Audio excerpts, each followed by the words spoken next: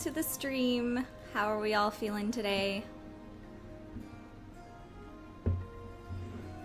I'm feeling pretty good because I am ready to paint this dude.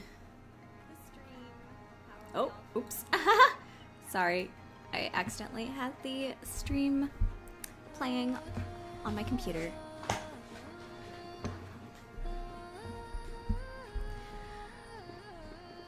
It's gonna be a fun time because we gotta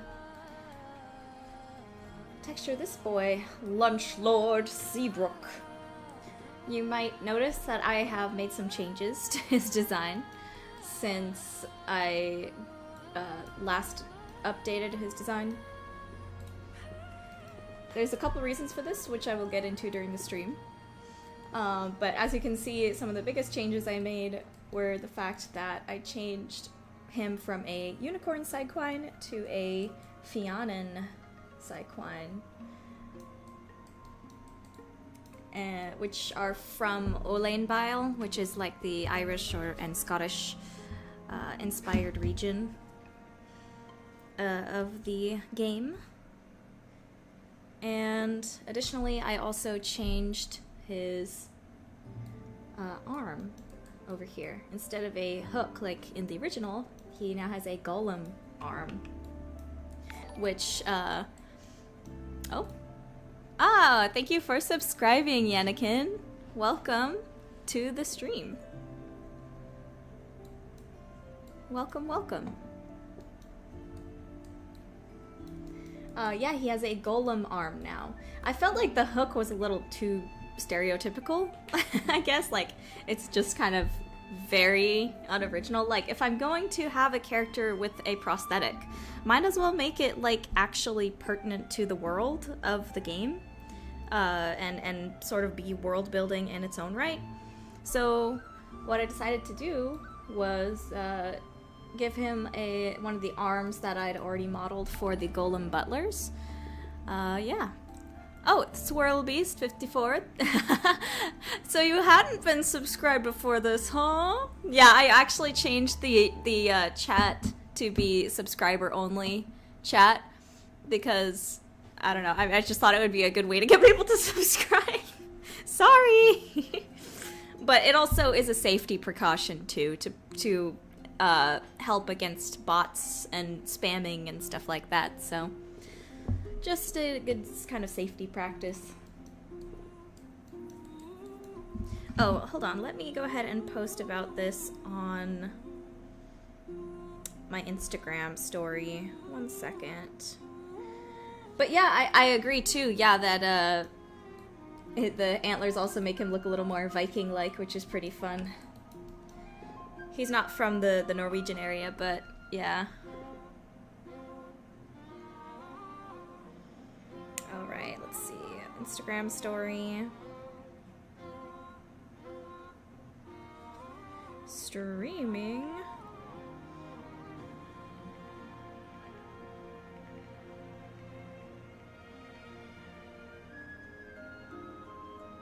Alright. And that is now posted on my Instagram.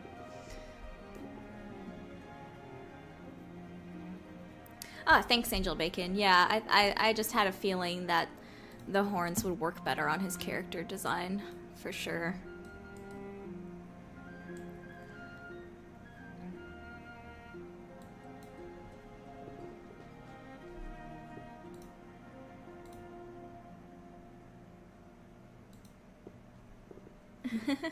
You like this one too? Okay, that's good. So, let's see, what's the first thing we should start with then? Enchanted Butterfly says, I can picture Arthur Morgan's voice actor. Yeah, totally. I could definitely see that kind of voice coming from him. But the plan is for him to have a Scottish accent. Hopefully authentic, but with how costs are, we'll see. We'll see. Everything is to be determined. So one thing that I already did off stream was I did the bake, the ambient occlusion bake on him, which basically is an automatic process that puts in the shadows, basically bakes the shadows onto the texture. By the way, is the music coming in nicely? Let me know if it's too loud or too soft, because there will be some times where I'm not talking and I want the loop music to be loud enough for you to be able to listen to nicely. Also, I'm sorry if my chair is loud and my keyboard is loud. I like loud keyboards. I like clunky, clicky, clacky keyboards.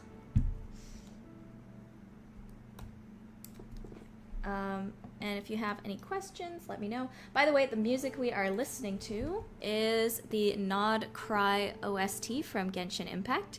Genshin just had a new region come out, and it's all like Irish themed music and stuff, so perfectly thematic for what we're doing today. I think what I always like to start with is the face, so that's what I'm going to do. Also, fun fact, his model was pretty easy to do because I just reused and heavily altered the model that I already made for Mr. Bagshaw. I was like, I already have an old man model. I'm just gonna reuse it and alter it and like re-sculpt it and add new bits and stuff and make him way taller and bigger. So that ended up working out. I love reusing, reducing, reusing, and recycling. Recycling doesn't only apply to physical objects.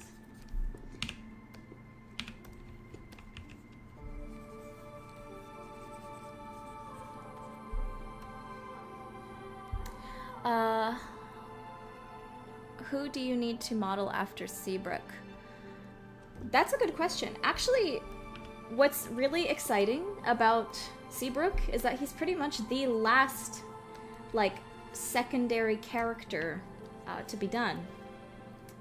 After that, it's going to mostly be alternate costumes for certain characters, and then, like, tertiary characters and NPCs.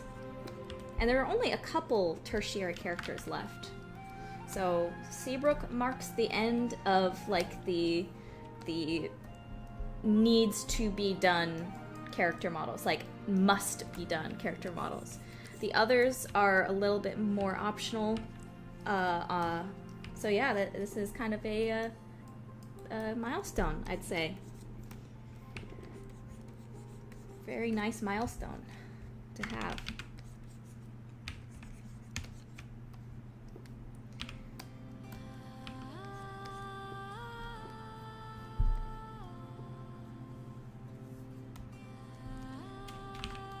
Oh yeah, you're right. It's kind of similar to the Treasure Planet cyborg. Yeah, and how he used his arm while cooking. That's fun. Yeah, there's gonna be similar probably animations with him, the way he uses his prosthetics. Prosthetics are like one of the most fun things to sort of design in fantasy worlds and stuff. Like, how would this world go about designing prosthetics, and would the prosthetics only be used by people who have had accidents or were born that way, or if it, like cyberpunk, do people intentionally change their bodies in order to get prosthetics? Like, are the prosthetics that good to warrant something like that? It's always kind of an interesting question for world building stuff. In this case, I would say that it probably would be very, very uncommon for someone to intentionally replace themselves with golem pieces, but Mr. SEABROOKE here, he lost his arm and his eye, and he got his ear damaged in a attack on his ship when he was a navyman during the war. And after he was attacked, he became the ship chef instead of a soldier.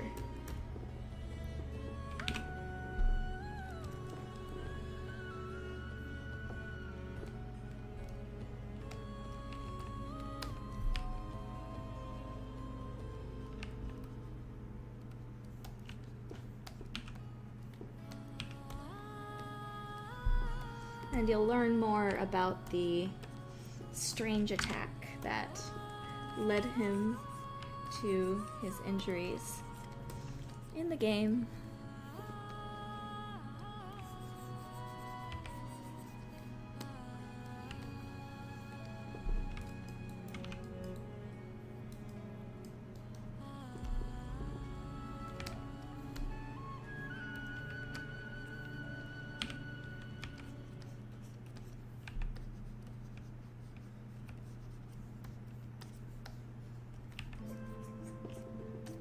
How did Mr. Cabrera get his cane? Ah, good question. I'm pretty sure I had did I do a childhood injury, or did I do a I think he was just born that way. I think I had a write-up about this. It happened when he was very young. I believe I had it either be a genetic condition or just a I'd have to look back at my notes. But it wasn't from like the war or anything like that. It was just something, I think my idea was that maybe he was tugged on wrong by the doctor when he was born or something, and there was like a dislocation that wasn't properly healed. I think that was my initial idea.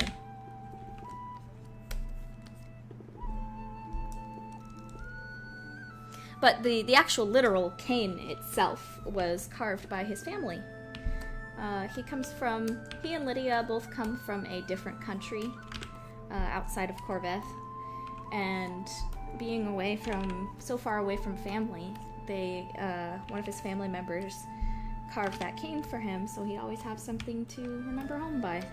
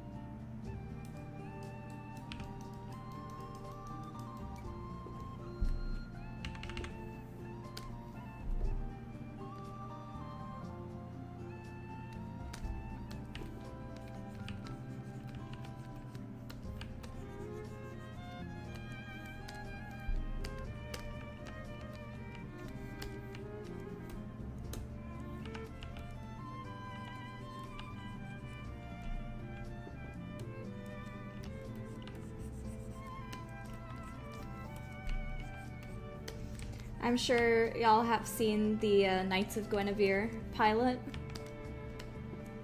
Gotta say, I think that is my favorite pilot from Glitch so far. That was a very good pilot. I have almost no complaints. My only complaints are just slight nitpicks with a few lines of dialogue, and that's it.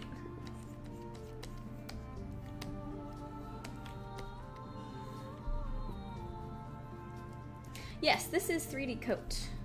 Nice catch.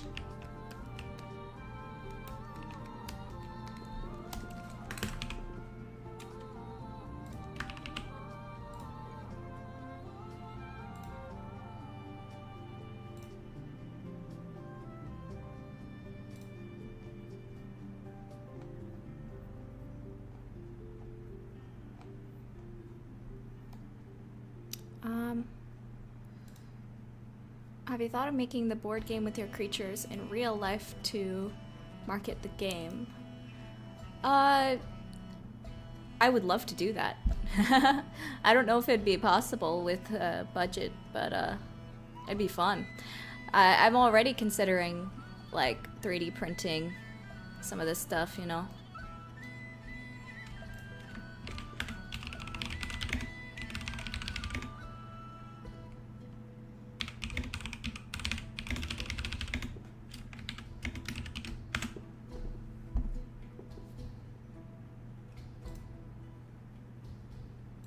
Alright, cool. Looks like Anthony Hopkins as Odin in the Thor movies. Nice. Yeah, I can see it, for sure.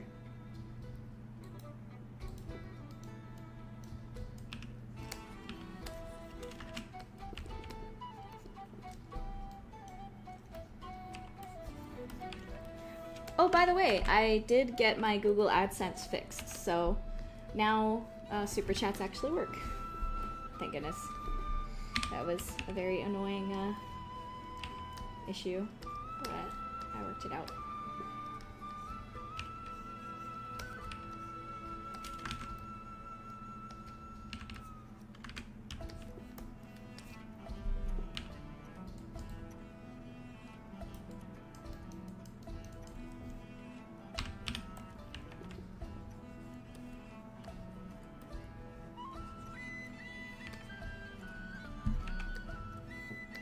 YouTubes would be fun, yeah. I would love to do collabs like that.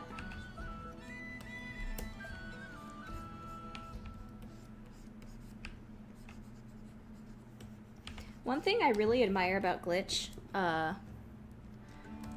is they... Oh, whoa, okay. Swirl Beast donated $1.99 through Super Chat. Thank you so much. I really appreciate it. Nice.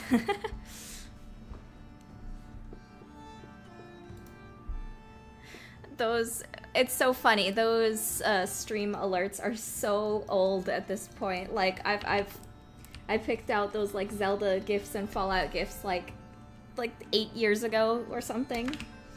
But I still like them, so you know. I mean, at some point in the future, I might change them to be, like, game-specific, like maybe gifts of Judith or Vendor or something like that might be fun, but for now, those little Zelda Fallout gifts are pretty fun.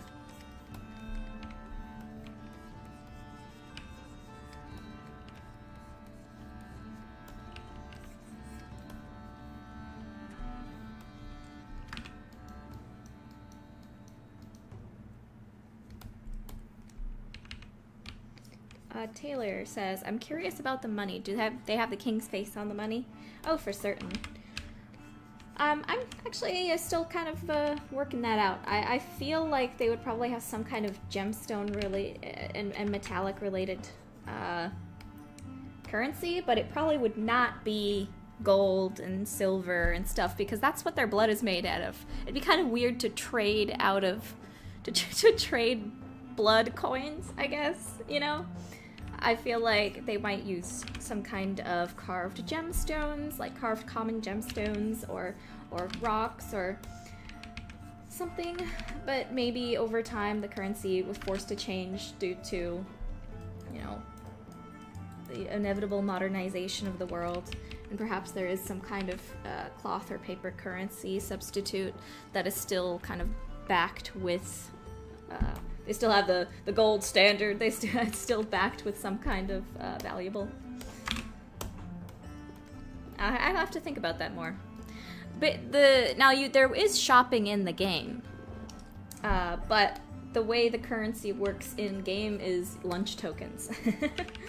Because I thought it'd be kind of funny if the kids just like trade in lunch tokens, because to them, a lot of these kids are already pretty rich. What is valuable to them is getting to have like an extra dessert or something, you know, or extra lunch snacks.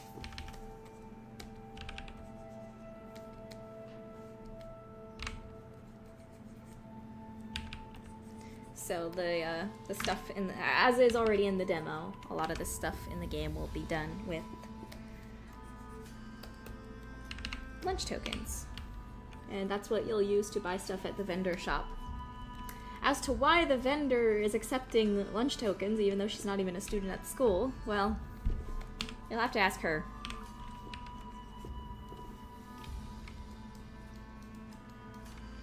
Oh, did I not finish that thought? Oh my goodness. What I like I'm sorry. What I like about Glitch is the fact that they provide very good merch. And the reason that is important is because they are an indie show that lets you watch their shows completely for free. They just are up there on YouTube, all for free. You can watch them whenever you want. They're providing a very, very high quality service completely for free on YouTube. And as such, the best way to support them and the way that they get funding to even continue as a company is through merch. But what I've noticed is that some of these indie projects just have terrible merch. Like, the shirts maybe have really boring designs that are just like the logo and nothing else, or they don't have any like women's size shirts, which is particularly annoying to me because I'm so tiny that even like small unisex shirts do not fit me very well. So I need to have women's shirts. They always are better. They look the best. But Glitch, they have extremely quality merch that even as like a new fan of the shows are very tempting for me to get.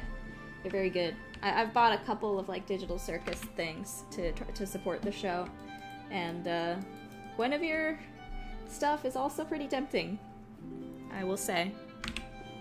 So they have done a very, very good job at actually making you want to support them through merch, because the merch is just that good.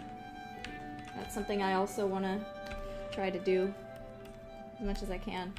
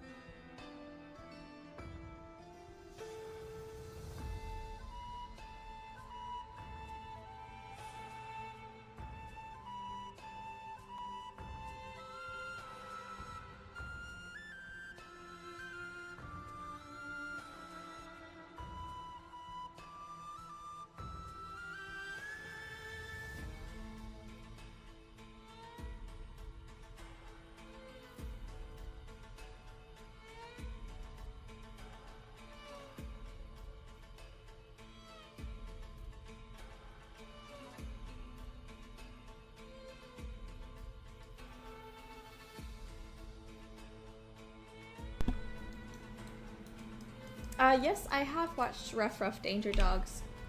Personally, it just wasn't really my cup of tea. But I like the conceit of it, of the idea. Especially, it's really cool seeing like a stop motion indie project. Those are definitely not common.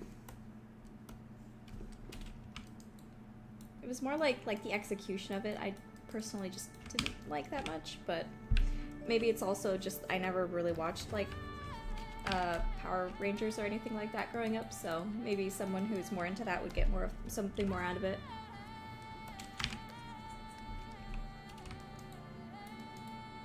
But I have been following the project a while on Instagram because I like their stop motion work.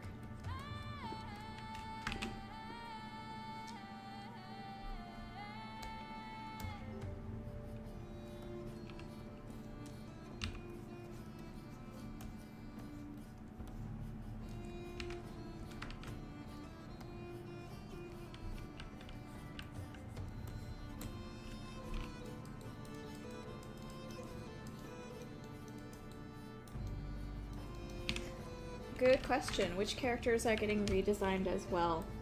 I'm pretty much mostly done with redesigning the old models. For now, at least. I'm thinking of going back and doing some things on Miss Grinsby. And for sure, I'm going to be touching up textures on some of these characters.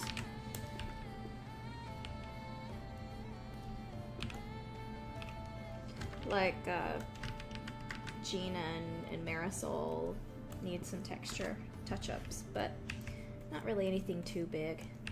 Though I have been thinking of a couple of fun little changes to some of the kids. Like, I've been thinking about changing some of their horn types. Now that I've kind of done some more world building and fleshing out of the other fiefdoms, I've been thinking of maybe changing some of them not to be unicorns anymore. So, we'll see. I can't promise whether that will or will not happen. It's just something I'm toying with.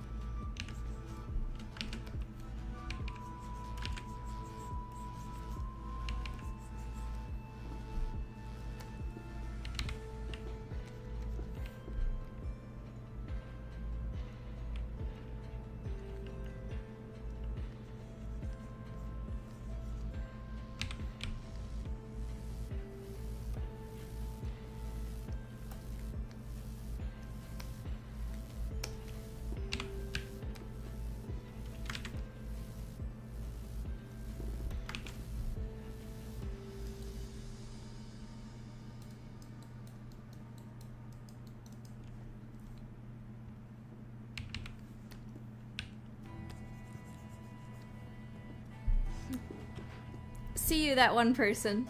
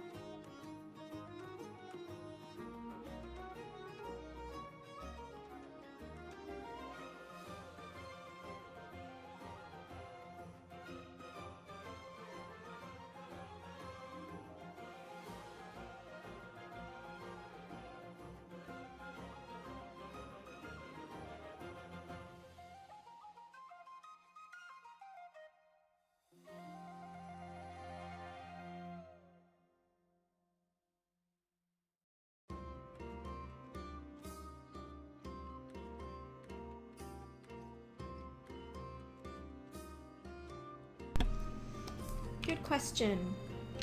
He's not an Irish elk. He's a specific... Goodness gracious. I'm trying to remember the name. He's a specific species of deer. 1 second. Let me find it real quick. I know I have it written down. He is...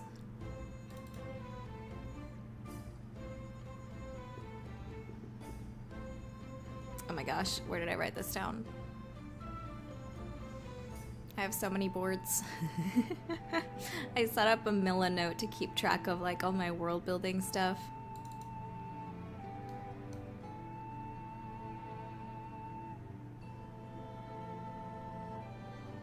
Gosh, I forget, sorry.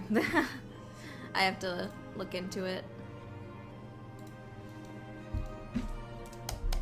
Specific type of deer that is in Scotland, in Ireland.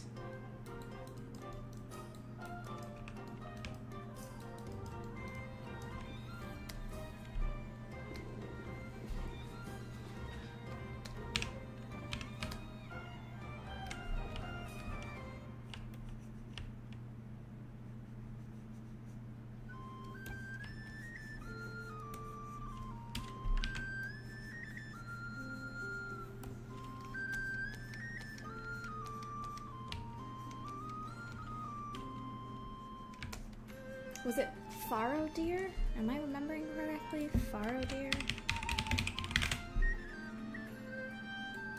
Oh, fallow deer. That's it. The Irish folk are fallow deer. European fallow deer. That's why the horns look like that. See. Though, on the other people. Other deer people I put... Fallow deer people, I had the spots. I might have to put spots on this guy. Now that I've reassigned his species.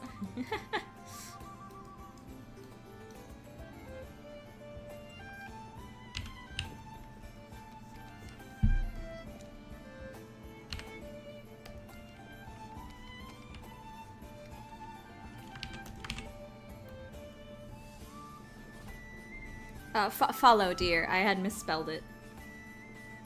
Or whatever. I don't remember.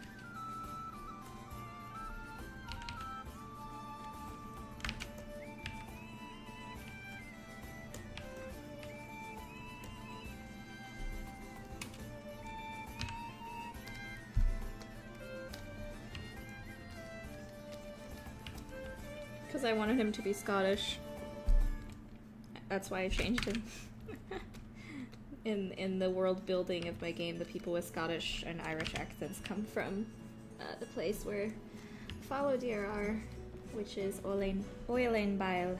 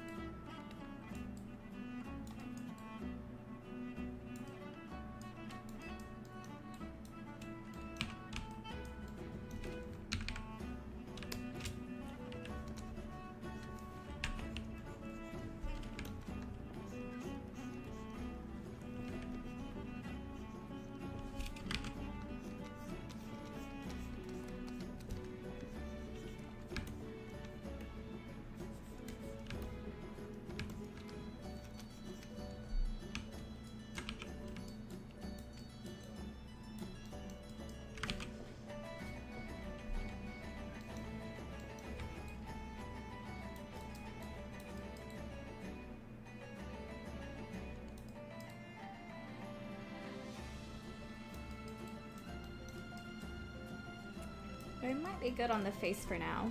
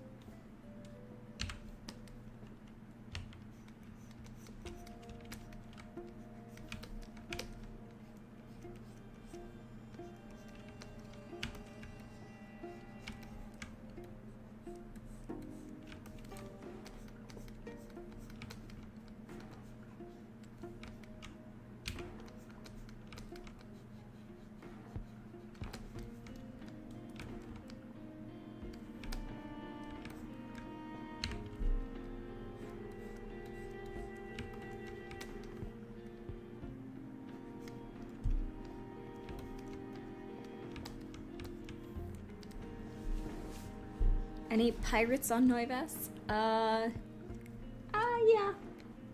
I've had a couple ideas.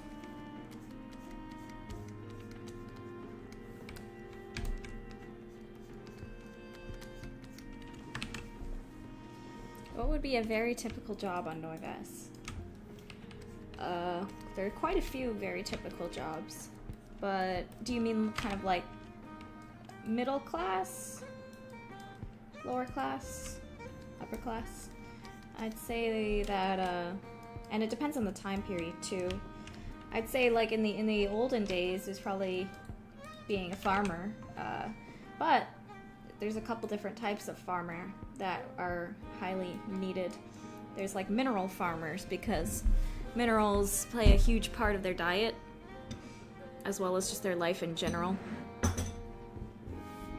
Then there would be, of course, normal plant-based farmers. And animal herding. There are fluff bat farmers, which are usually the ones that would help provide fibers for clothing. And depending on the area, yeah, fishermen would also be a common job. Middle class would be like, you know, trading. It just really depends on the time period, I'd say. And which part of which fiefdom you're in. In Drakenspire, current day mining jobs are like super common. Jobs relating to the mineral industry in general.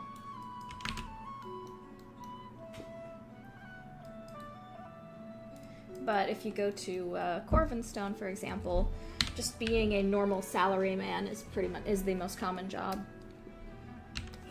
Business, white collar work, tech field. It's kind of like they've got a lot of kind of Silicon Valley-ish stuff going on in the capital.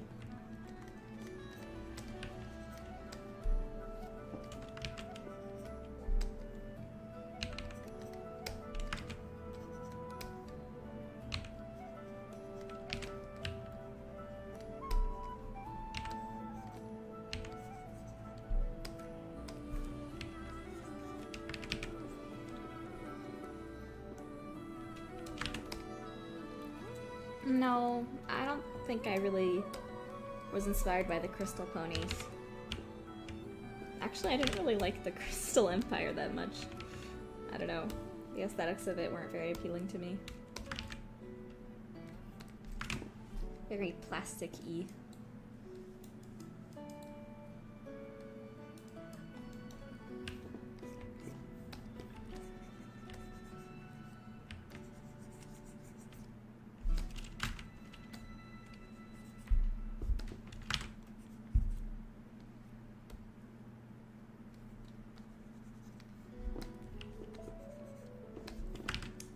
Maybe it's time to do his eyeball.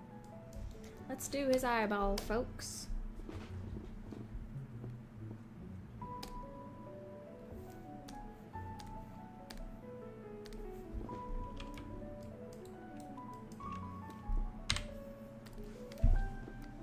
Oh, thanks. Thanks, Oscar. I think that was one of the reasons. It's been a long time since I've made those videos, but I think that's probably one of the reasons why I made those videos. Because I was a little disappointed with the actual Crystal Empire itself. And I didn't really like Sombra as a villain that much. Wanted to add some more depth, I guess. It's been a long time since I've made those. Like, I kind of forget some of what was in it, really.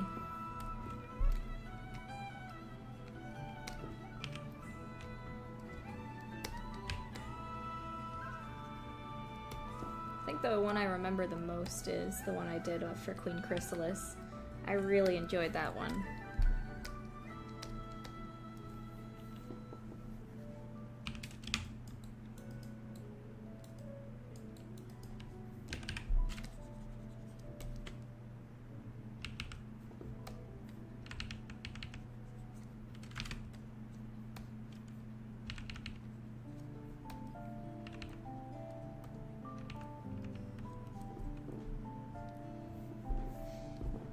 Alright, now let's go for the pupil.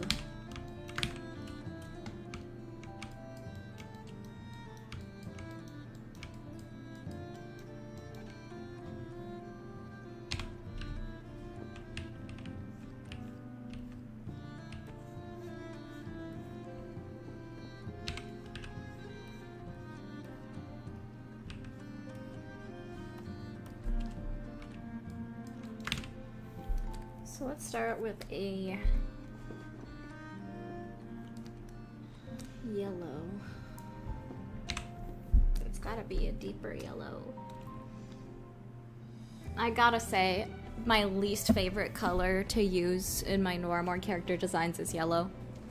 But I needed to have some yellow characters to kind of balance out the color schemes and make sure it wasn't just reds and oranges for the warm colors. But I think the yellow works well for him because he has like the rubber glove on. But yellow is just a very hard color to work with because the darker you make it, the kind of uglier it is. You get this like ugly green. In fact, this kind of green is considered the ugliest color in the world. Now there's ways to make it look good, but you have to surround it with other specific colors to really bring it out. It's like a swamp filth color, you know? So when you're trying to make shadows for yellow, shadowy yellows, you don't want to just go dark. You want to make it orangish to give it that warmth, depth to it.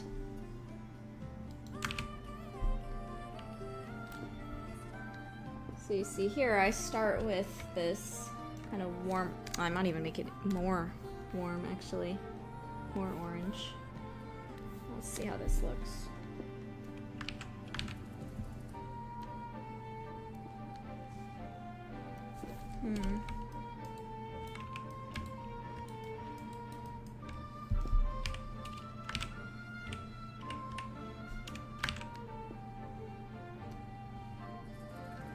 And then I'm gonna make it lighter and do a little more yellow, and then start putting in some of the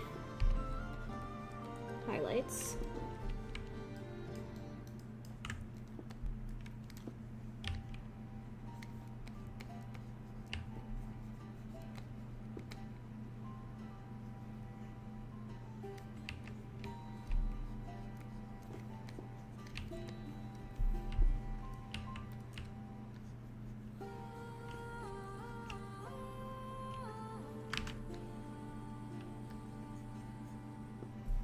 And then I'm gonna go a little lighter, a little more yellow.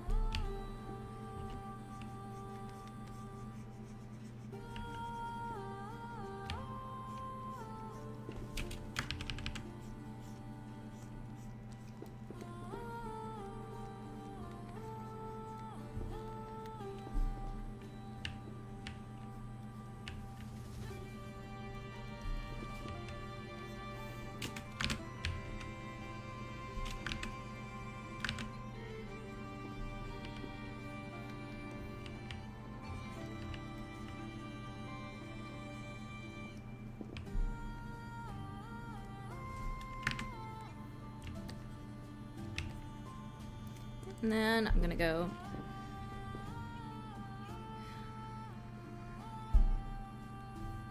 a little more yellow and lighter.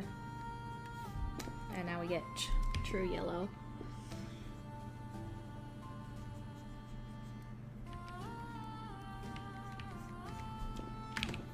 What are you using for texturing? Is this Maya?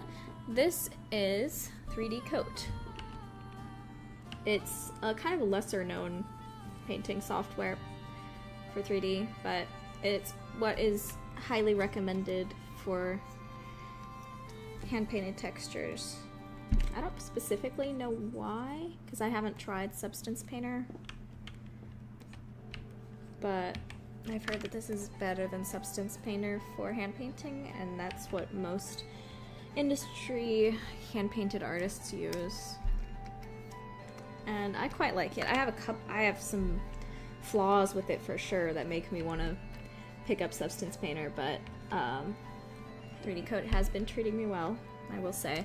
Though I have a big complaint, not with the software. I do have complaints with the software, but my current big complaint is that I wanted to install it on my Mac laptop that I've been using to do work like on the go and like at cafes and stuff.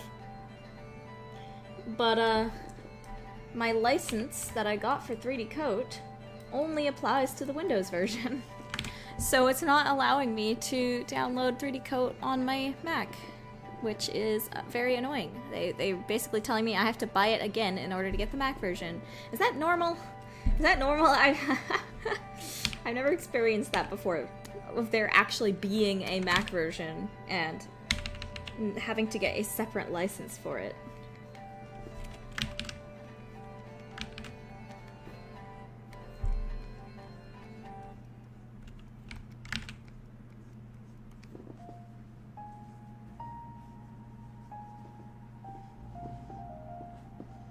Oh, I'm glad you like the music. This music is, if you'd like to listen to it on your own, it is the Nod Cry OST for Genshin Impact.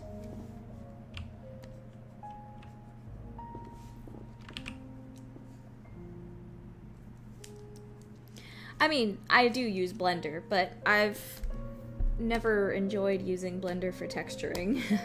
I've heard that there's been a lot of really good updates, though, to hand painting in Blender. I don't know. Well, considering the problem I'm having now with my laptop not being able to run 3D Coat, I might try Blender texturing. Give it a shot.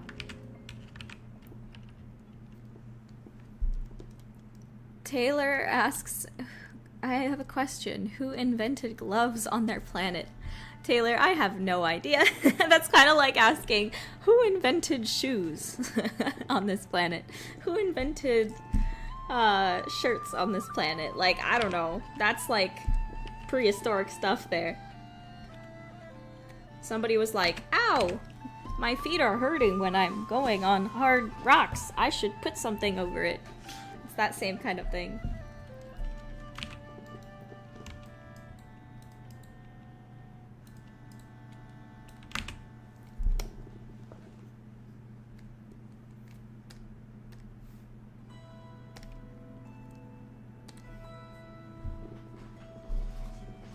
Oh yeah, I've heard about that. There being add-ons, Photoshop layer-like add-ons.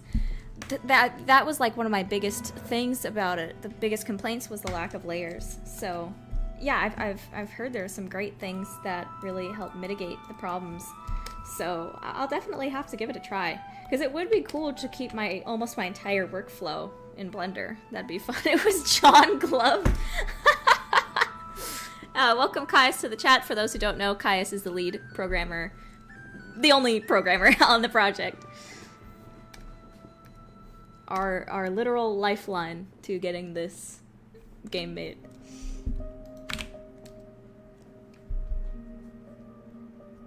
Oh, Dana Rogan, thank you for coming in from the Matt Rhodes art server.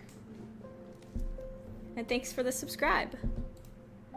Actually, I'm surprised your subscribe didn't come up on the alert tree. Huh. I hope it's not broken. The other subscribers showed up. Well, anyway, thank you. Welcome. John Glove, the inventor of gloves.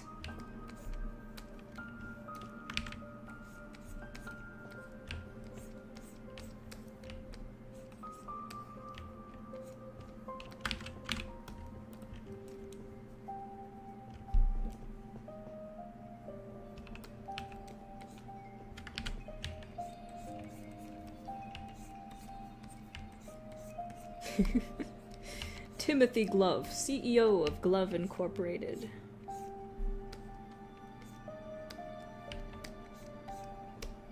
They don't want Big Glove to...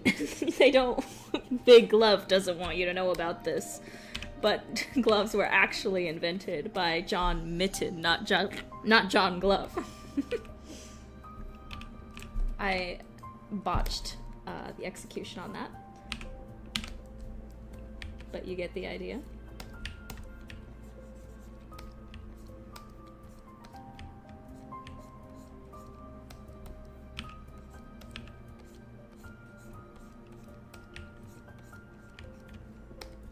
Now, I will say this, I still, Blender's sculpting was so not great that I fully went and learned ZBrush. But now, I've heard that with the Switch, there's something about, like, the processing abilities of Blender changing recently, like I don't remember exactly what it was, but they said they're using, like, quad core processing now in Blender, and that's gonna make like a huge difference on the sculpting end, because now you can actually handle now Blender can actually handle sculpting larger poly count sculpts without suffering and dying like it used to. So that's really exciting. I mean, I'm still probably gonna use ZBrush because now I just, out of necessity, I got used to it.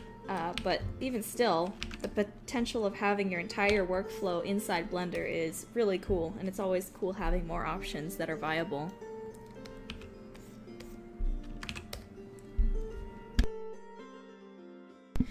Enchanted Butterfly, that's a good question, because actually the Fianan people do have, like, golden hair. That's part of the legend of their people. They're like one of the only races that aren't some kind of like religiously blessed that have kind of color on their hair and stuff. There's a whole legend behind it that is going to be available to discover in game. And yes, so generally the people of his race do have golden hair. However, he's old and his hair is now white. I might have hints of the gold in his hair somewhere, but like maybe a couple of golden strands. In fact, I'm probably gonna do that now just to remind myself so I don't forget later. Maybe like a couple of leftover golden strands or streaks, but yeah, he's older now, so his hair is mostly white. But there will be a couple students in the school who are also Fianan, and they have full-on, like, golden bronze hair.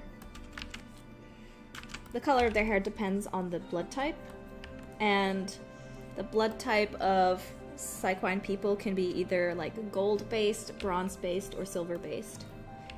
Gold is the most common, ironically enough. But there are some people have kind of a mix of metals, like silver and bronze, and that affects the color of their hair if they're Fianan, or affects the color of the stripes that are on their horns, and the color of their blood.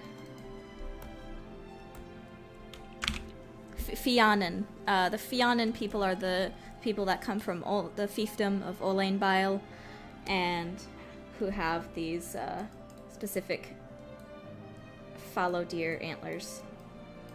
They're the Irishmen and Scottish stand-ins, I guess you could say.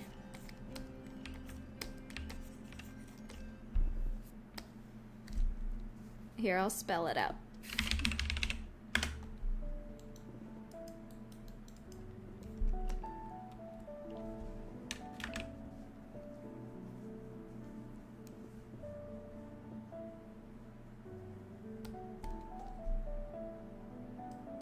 Dana Rogan says, "Man, I still remember spending several weeks trying to make a Telltale Walking Dead inspired character. Here you are making it look easy." Thank you. I will say though, this is like the only kind of character I can make. I've spent so much time trying to do these hand-painted style characters that I'm not super practiced when it comes to doing like normal map baked stylized characters. And I cannot do realism for the life of me. So that's something I'll have to potentially tackle later, unless my entire life ends up being making these games, in which case I will be a happy girl to just continue refining this style.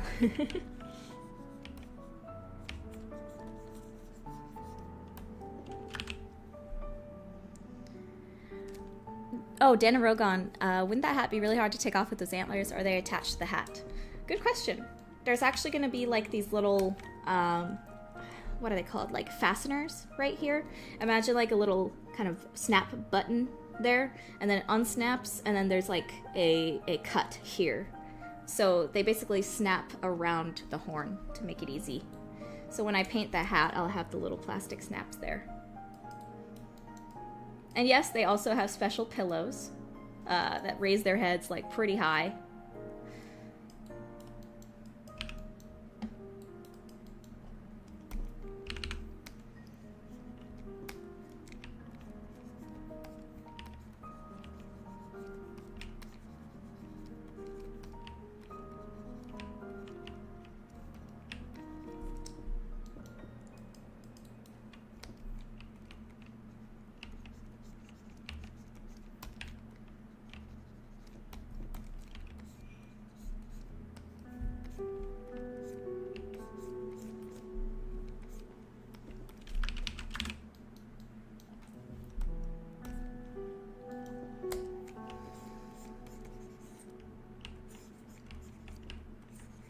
Like, there was a while I was trying to do, like, a Fortnite style. That was a pretty fun style challenge. I didn't quite succeed, but I've gotten a lot better since then. I might try it again at some point. Yeah, sleeping with antlers. Like, these guys probably cannot sleep on their sides unless they have, like, a really thick pillow. That kind of helps with that.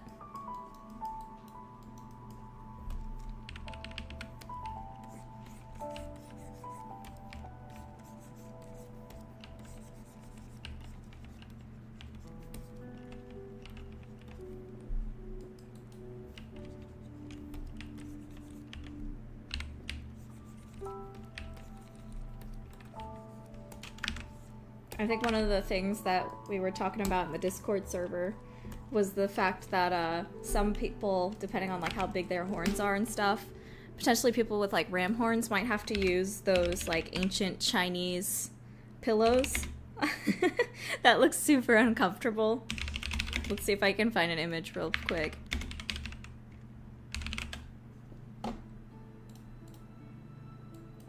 Oh my gosh, yeah, these things.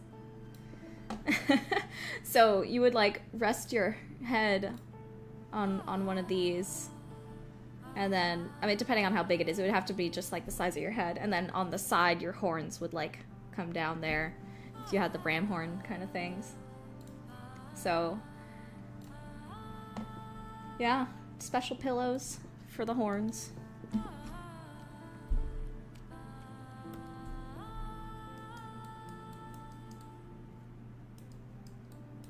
I'm sure they'd get used to it, and they probably have, you know, physiology, neck muscles, and such that would make such a thing possible. I mean, as it is, with the extra weight that they're carrying, they've got to have more thick and capable necks than humans do.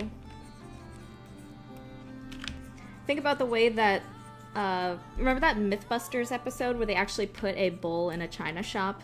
And the way it literally, like, expertly wove through between the aisles.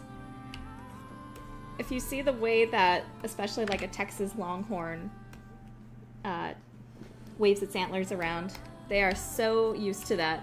And even though the weight is so huge, their bodies are equipped to deal with it, which is pretty awesome. Cool creation.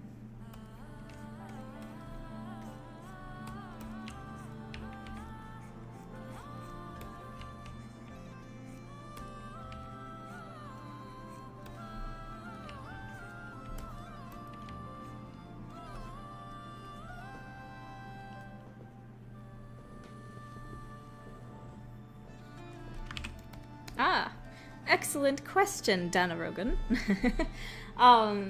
My game is a mystery adventure game that is inspired by stuff like Nancy Drew games, old point-and-click adventure games, like Sam and Max, Grim Fandango, a series of unfortunate events kind of vibe to it, Tim Burton movies and type of characters, and the 40s in general, noir 40s styles. A lot of different kind of inspirations, but generally the feeling is magical noir school mystery. It's about a magical school filled with these like unicorn deer people, and one of the teachers is mysteriously kidnapped during the night. You, as one of the students, have to solve the mystery by exploring every nook and cranny of the school, talking with characters, discovering people's secrets and backstories, solving a bunch of puzzles, and ultimately solving the mystery. Bum bum bum. I'd say it's about like so some people think from the art style it's like a kids game, but it's really more of like teen kind of experience, I'd say. Think about the movie like Coraline. Or again, like a series of unfortunate events kind of show.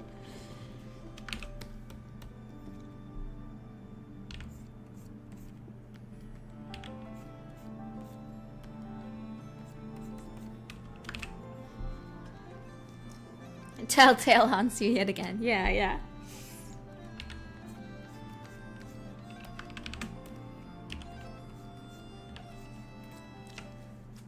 There's actually a free demo on Steam, and there's a link in the description of this live stream if you're interested in trying our demo.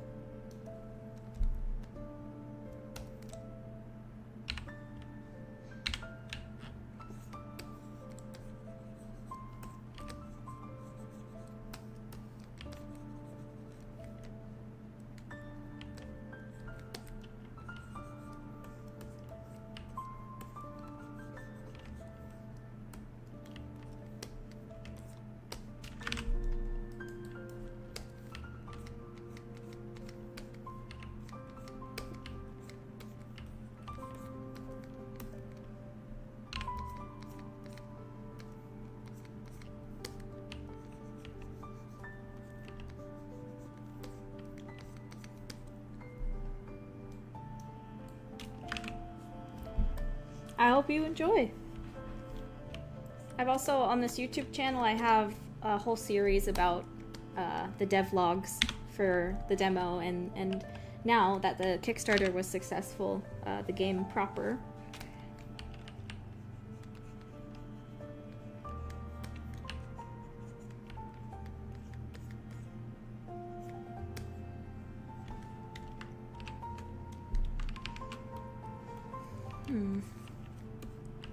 The nice thing about doing male characters is that the hair is way easier to paint.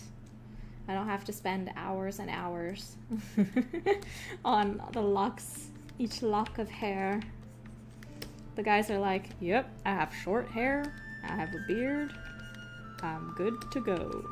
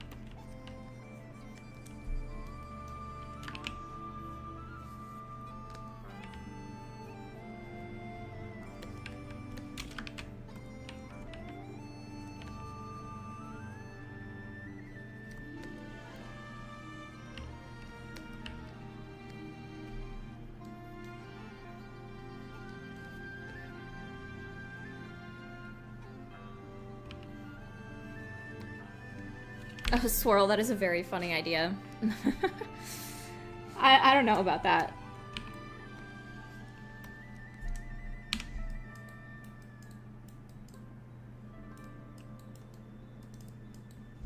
He needs more wrinkles, by the way. Let's see. I'm not done with his face yet, but... Oh, that's right, I have this frozen. I'll need to add some more wrinkles to his face later. Like some crow's feet and some forehead wrinkles. He's looking too young right now.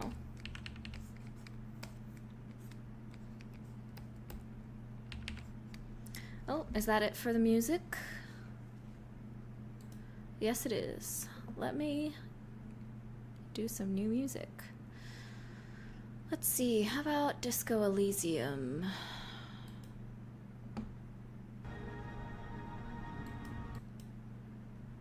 Yeah, let's do some Disco Elysium music for now. Unless I get in the mood for something else.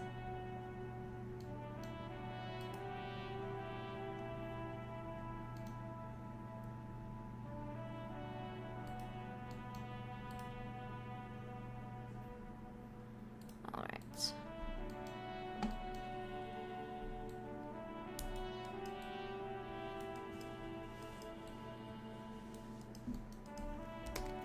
We've been having a lot of trouble with physics bones in Unreal.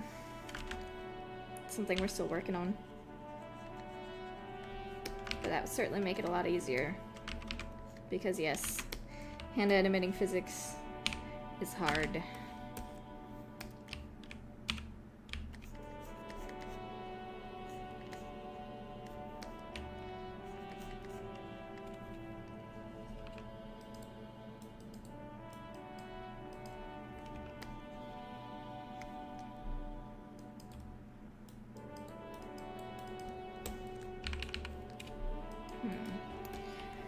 Okay. Just need the rough version of the beard is almost done. I'm still gonna come in and refine some stuff later, but for now, I might keep it like this for now. I don't know. Let's play with it a little more.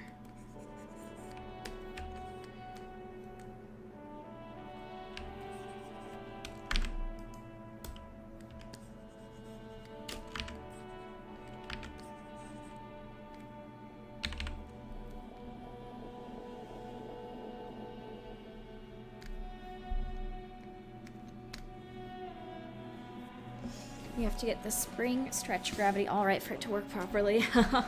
Yeah, yeah.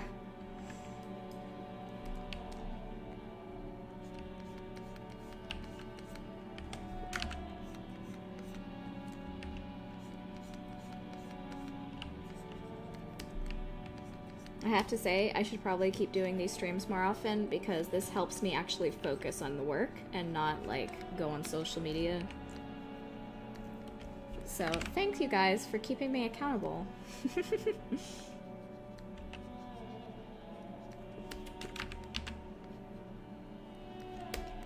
Recently, when I'm doing writing for the side quests, I've been going out to boba cafes and sipping on some delicious boba. And doing side quest writing, and it really helps me focus, as I'm sure it is for a lot of people. But it's only just recently that I've really started doing it often. And man, does that help me concentrate. When you're not just like at your desk, the same desk that you have like Marvel Rivals and other video games installed on, it really helps you focus going to another setting.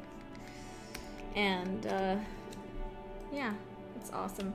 I'm just glad I'm like figuring out ways to keep myself productive. I mean, I've never really had a huge problem with being productive. I love doing what I do, but sometimes you just kind of get in these funks. A funk. And a funk I have been in this month, unfortunately. But still, I'm getting things done. A little more slowly, but I'm getting them done. Hopefully I'll be out of it soon. But the streams help.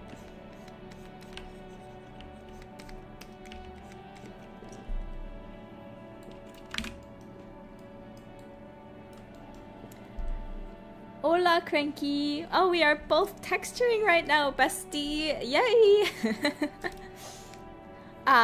For the chat, Cranky Corvid is one of our environment artists on the team. I say one of our, by which I mean our environment artists. I mean, I'm an environment artist too, but we got a tiny team, and she's a big part of it.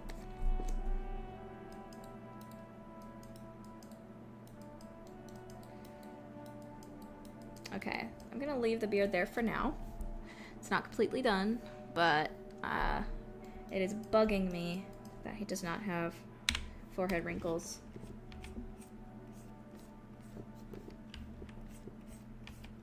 One of the trickiest one of the trickiest things. Oh, you know what? Yeah, Caius also counts as an environment artist because he's been like actually translating my awful asset management and into models and what is it, like making them work in Unreal Engine and like, whoa! Ah, thank you for the super chat, Marley0615. Thank you very much. I hope that all goes well with the project. God bless. Thank you so much. I really appreciate it. I'm gonna like that comment as well. Thumbs up. Thanks so much.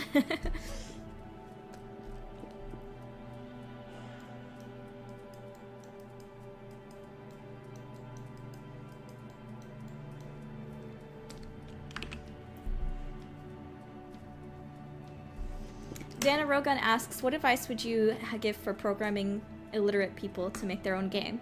Always wanted to make a single-player game, but I'm a multiplayer game development hell as an artist. I don't have any advice on that. My advice would be to look up people who know how to program, because I'm not one of them. I'm sorry. That would be Caius, our lead programmer, who is in the chat. He's the one that does all the programming for our project. In fact, he has his own devlog series for the RPG game he's working on. So you can check out his YouTube channel if you're interested in the programming side of things.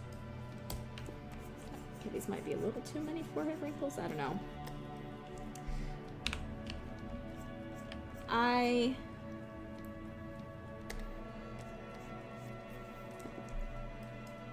was gonna say that I need to get some reference for this because anyway, I was gonna say that I am not great at making old man characters. That's something I've had to learn how to get better at because I am a girl artist that likes making cute girl characters.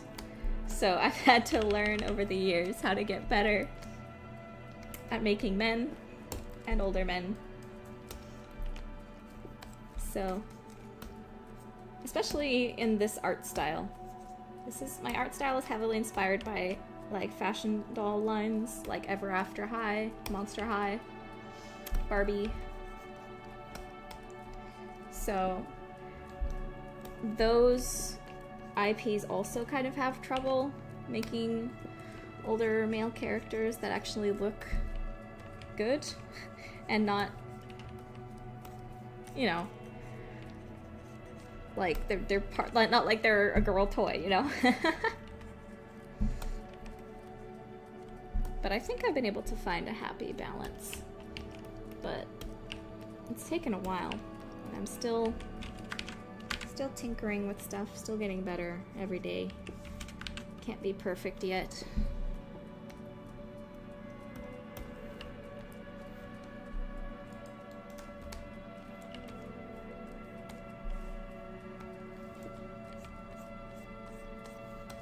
like, making Madame Noiramore's face was difficult. I had some problems with the proportions and things, but I'm somewhat happy with where she is right now. I still had to do some alterations, though, and I got some really nice critique that helped me out. That the forehead wrinkles are not doing it for me. I think they're too even, maybe.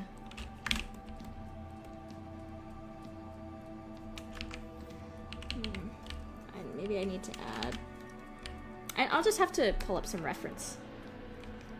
Definitely gotta pull up some reference. But not right now, maybe later. I'll pull up some reference later. For now, I'm gonna add some crow's feet. Well, the fact that you're saying it's kind of the opposite for you is crazy fun.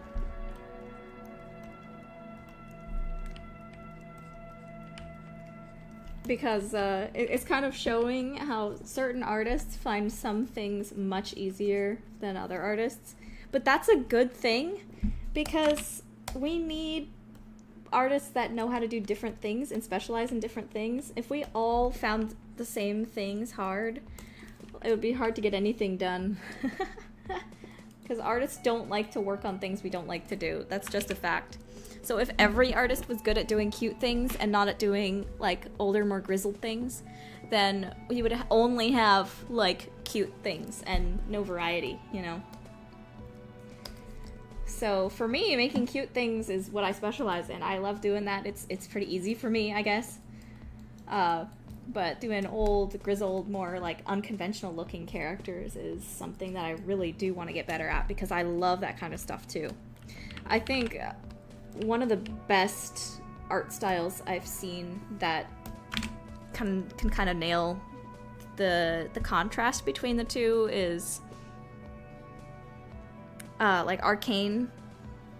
Arcane is so good with the way they're able to stylize faces in ways that make them look like real and gritty and stylized, but also you know somebody who might look like that. You know, Spider-Verse did that extremely well too. The facial plane stuff was so good. Spider-Verse and Arcane really are the blueprint, aren't they?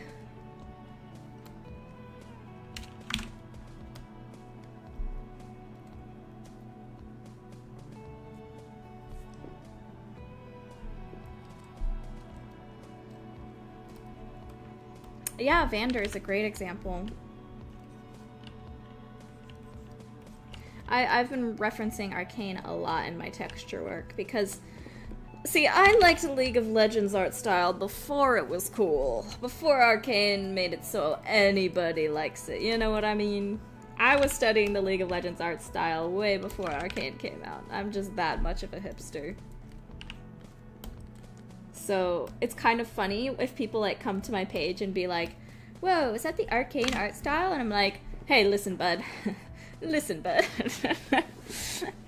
My style was based off of League of Legends originally, mixed with Monster High. Then Arcane came out.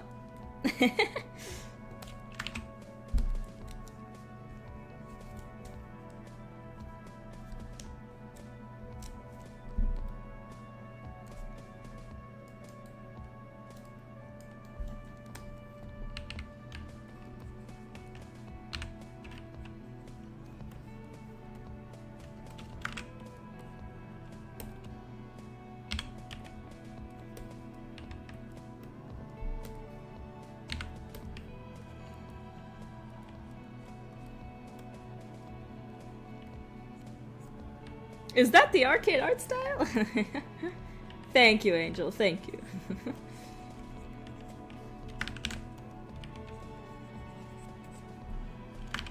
One of the ways that I really started studying League of Legends art style was when I was in college. I used the website Sketchfab and just literally went in and analyzed the models that League of Legends artists had put up on there. Let me find an example real quick.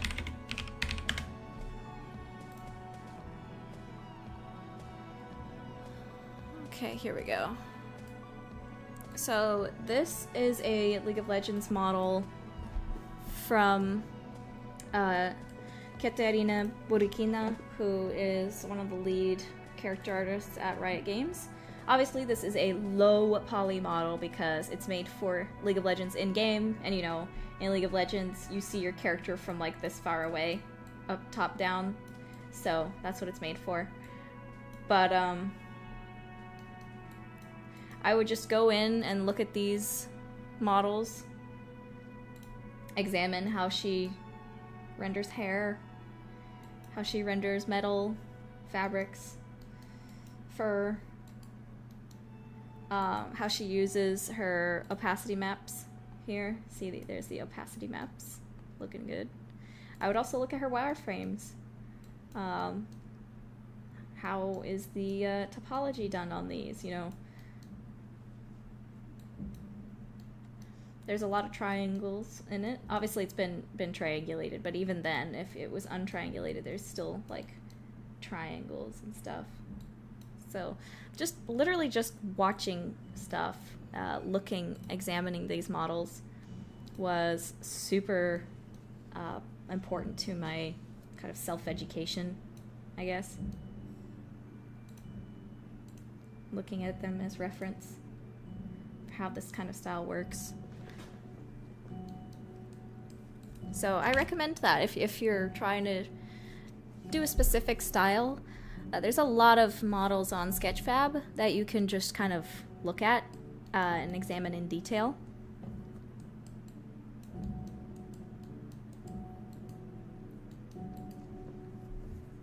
But yeah, I would say my style is more based on original, like Cranky says, World of Warcraft and League of Legends, mixed with the sort of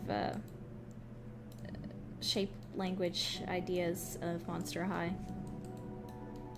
But even then, I feel like my Monster High inspiration is slowly waning over time. I feel like the style is sort of coming into its own more, or coming into my own. I'm coming into my own with my style. I don't think they look exactly like Monster High characters anymore. I feel like they're sort of evolving into my own style. At least I hope. And the eyes look like this because that's how I learned how to do eyes from, like, My Little Pony, okay?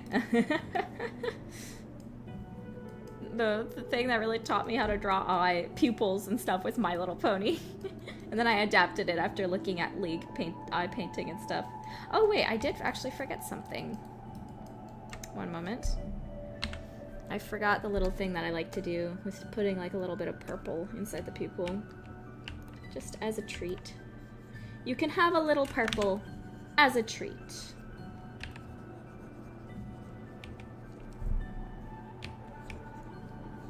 It's subtle, but it's fun.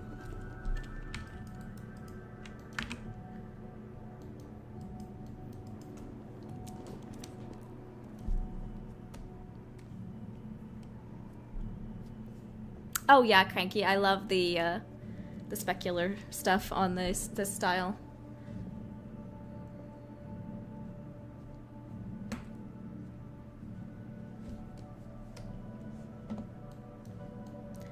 Cranky, I feel like Monster High can lean into same face, and I've seen your shape design vastly improve over the years. Thank you so much.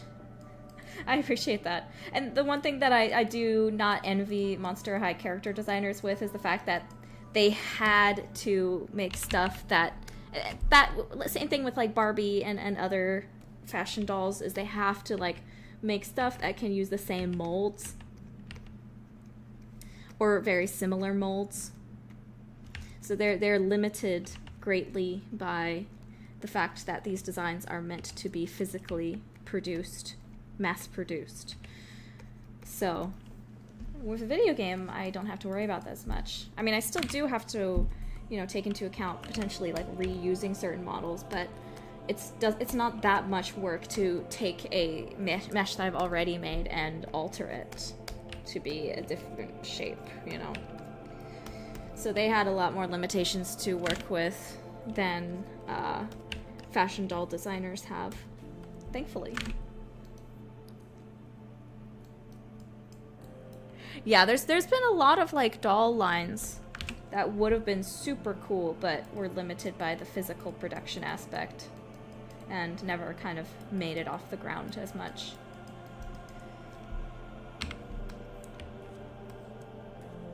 That's also why a lot of kind of Mariposa character looked pretty similar at first, because I was like, at least kind of shape language wise, because I was like, oh, what if these are made into dolls someday, you know? But the more I leaned away from that, the more I've been able to make them like actually unique from each other.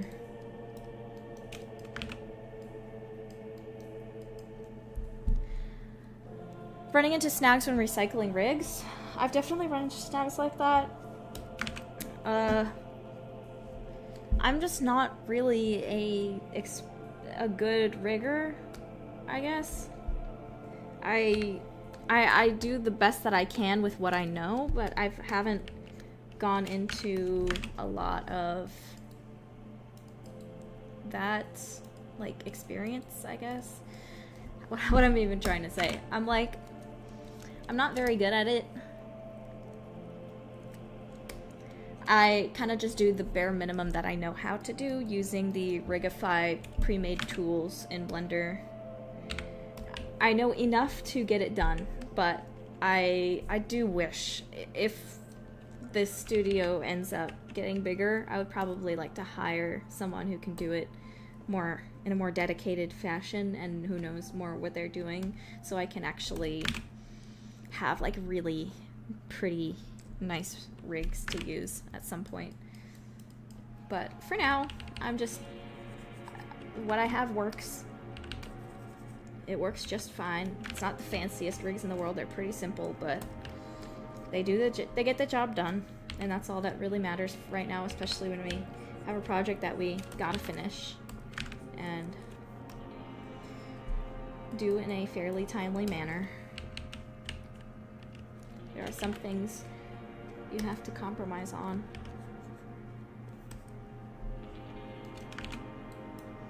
Would you redo the models for the Mariposa crew in the future as your style improved? Oh, for sure, for sure. For sure. I've already remade Kitty Roo's model before, adult Kitty Roo, but even then, her model could definitely use another rework by this point, especially now that the style has changed a bit.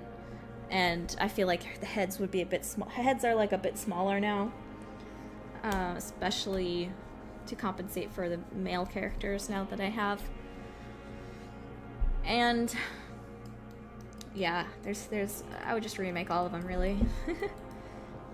Even if I don't remake the models themselves, I would heavily adjust the models and repaint textures for sure. But don't have to. Even then, like, looking back at our last game, which launched the Fantastic Kitty Roo, there's I'm have so much problems with some of my old models. I'd like, man, that really should be retextured. Those textures are looking so blurry. They need a hard round brush, not soft round brush. Let's do the ears next. Those are easy.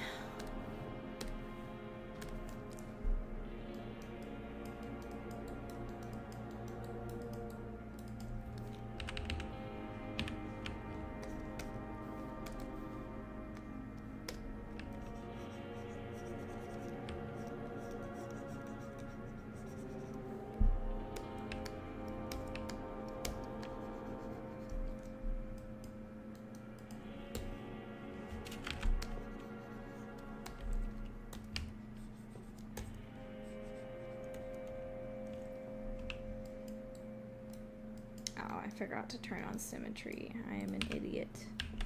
I'm an idiot!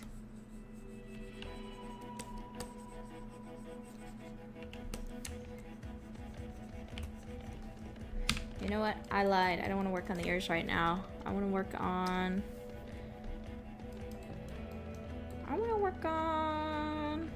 I'm just gonna block out some stuff on the pants for now.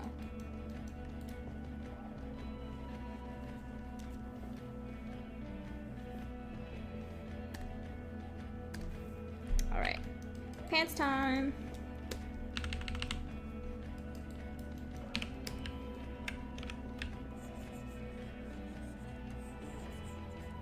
Oh my gosh, I forgot to select. Hold on. Forgot to select his butt. There we go.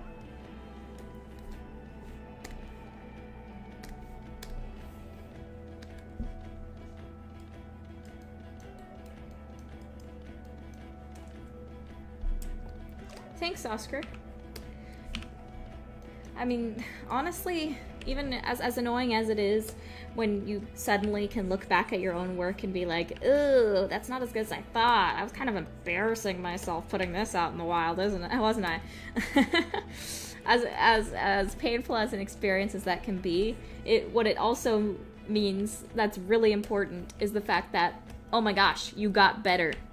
When I compare models I made just like 2 years ago compared to models now, I'm like, oh my gosh, I actually got better. That's crazy. It's really a really good feeling because for a very long time, especially when I was in college, I struggled a lot with feeling like I would never have professional level work.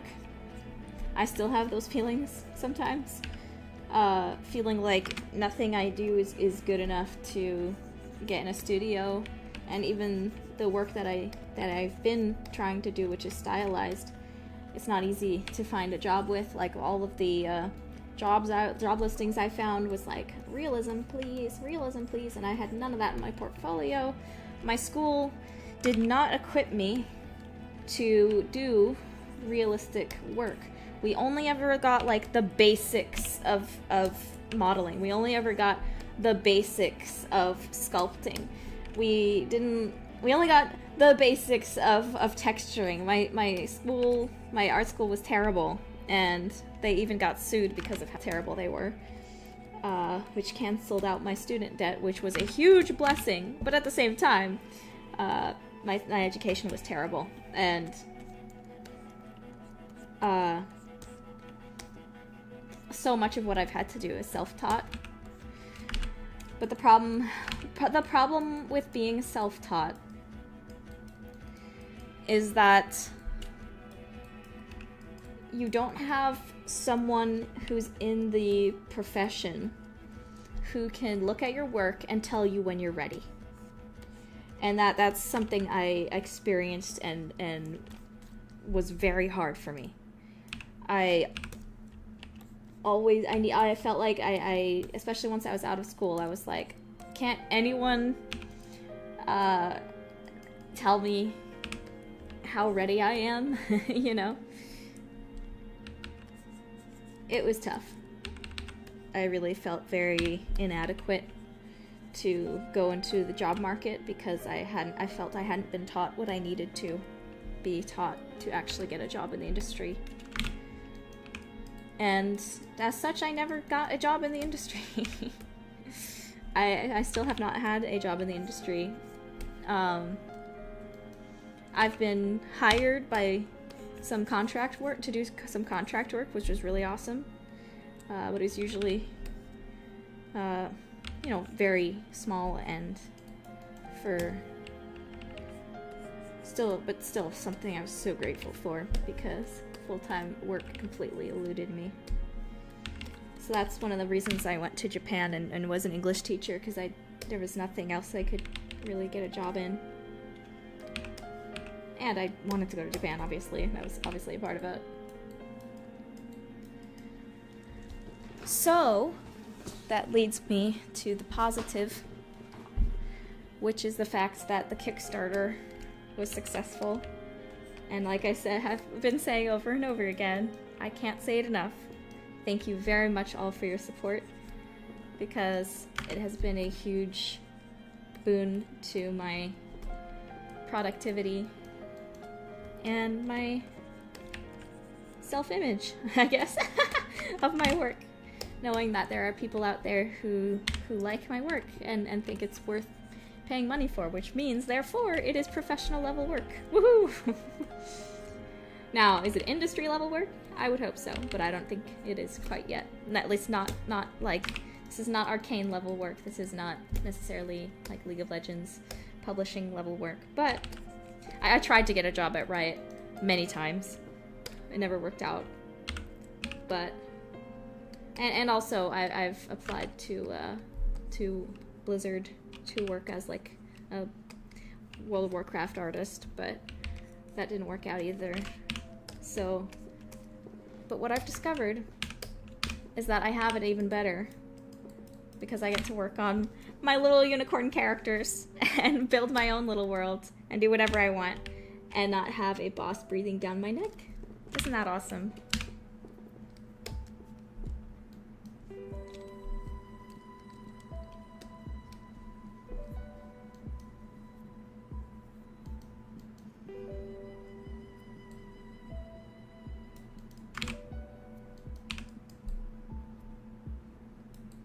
I mean, yeah, it's probably for the best that I didn't get a job at Blizzard anyway, considering all the stuff that's been going on, but it would have been nice to just be like a contractor or something. I don't know. Not work in the actual building, but at least get a paycheck for doing something. But I don't know. I might have just also missed a big bullet, you know?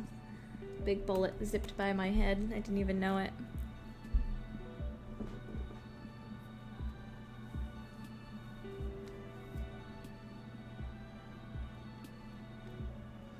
But yeah, definitely I would still say that one of the biggest problems, I guess you could say, of being an indie artist and self-learning artist is that you don't really have a person who is really experienced in the industry that can step in and kind of let you know when you're going in the wrong direction, let you know what exactly you are struggling with. And give that guidance and advice that is so valuable to have. Thankfully, I have had a couple mentorships over the years that helped me out, but there's times I really wish they were longer or that I could afford to have another one, you know? Because it can be kind of lonely, admittedly. It can be kind of lonely. Which is why being a solo dev kind of sucks. I'm so glad I have a team and have people that I can bounce ideas off of. They're awesome.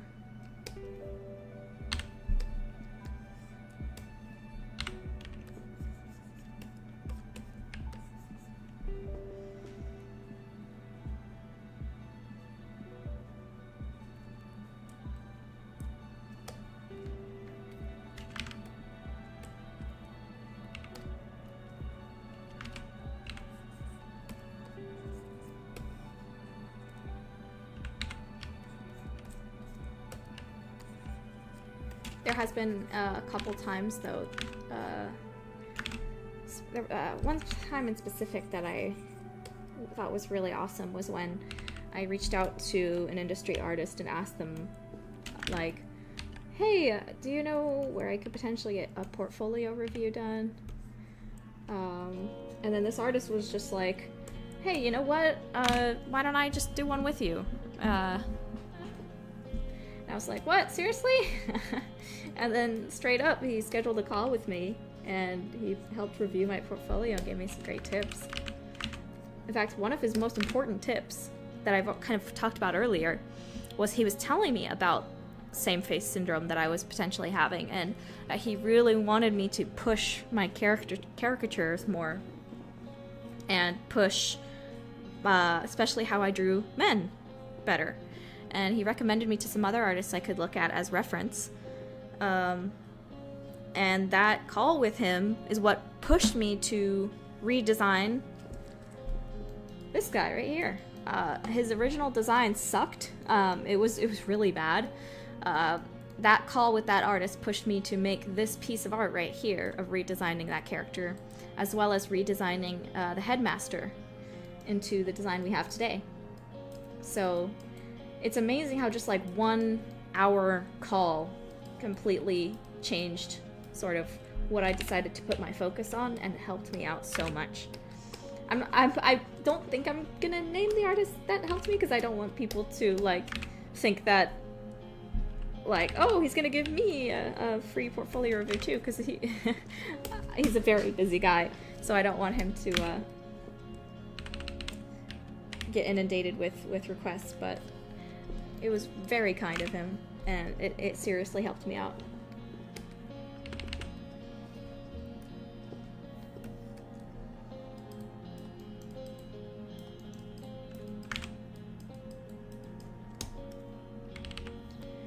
I hope that once I'm able to kind of get my skills to a place that I'll be able to potentially do like tutorials and other stuff later on.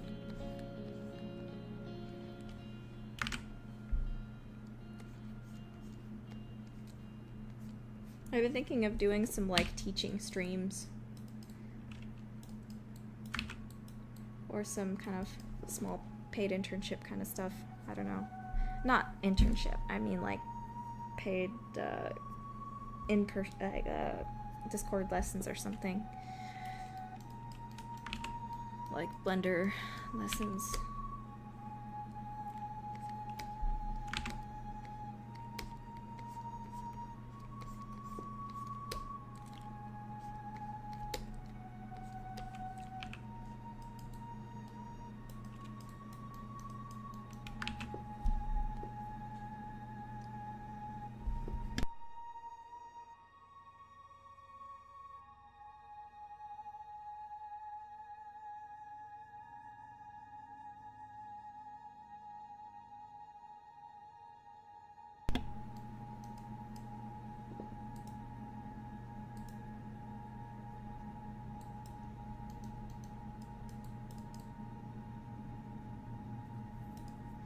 Okay, I'm gonna have to probably stop on the pants for now until I pull up my reference material.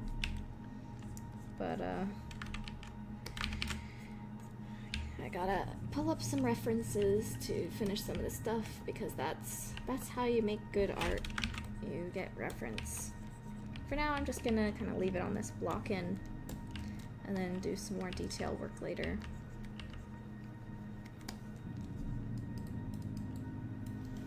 Alright, freeze, show high freeze, unfreeze all. Let's do the... what should we do next?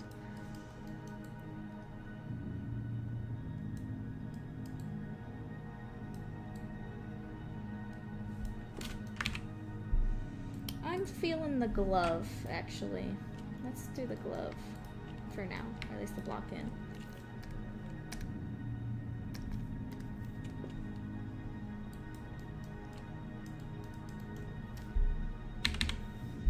So remember, kids? Remember what I said about shading yellow? We don't want this. No, no, no. We want this. Or like this, maybe. Let's see, this looks good for now.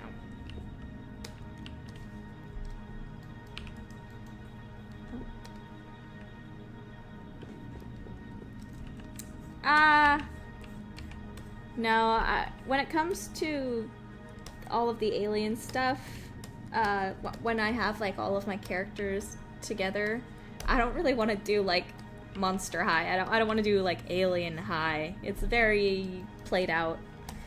I want to have it be a whole adventure with characters who are like in college age or higher. I'm tired of this art style only being used for like high school doll kind of thing, you know? Let's do something different with it. Not that there's anything wrong with that, but, you know, it's not, I don't really... Ironically, I'm making a game called Noir Academy, but that's because it's a gothic mystery school. You know, there's a little more fun to the setting that way.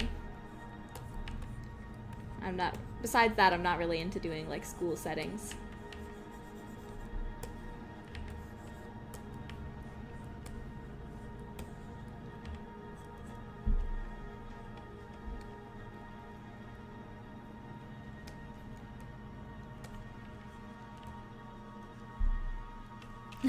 No problem. It's very important tip to know when it comes to shading with yellow. Yellow is a beautiful color, but it can be easily mishandled. I just realized I'm gonna need a reference on how to shade rubber gloves, because all the gloves that I have shaded and painted so far have been cloth gloves. But this is a rubber glove, so let me... No Nora More persona. No, no, no. Hold on, let's see. Yellow rubber glove. I mean, I doubt I really need to put the yellow adjective, but... let's see, what's a good reference? That one's pretty good. Yeah, the wrinkles are gonna definitely be different than the cloth ones.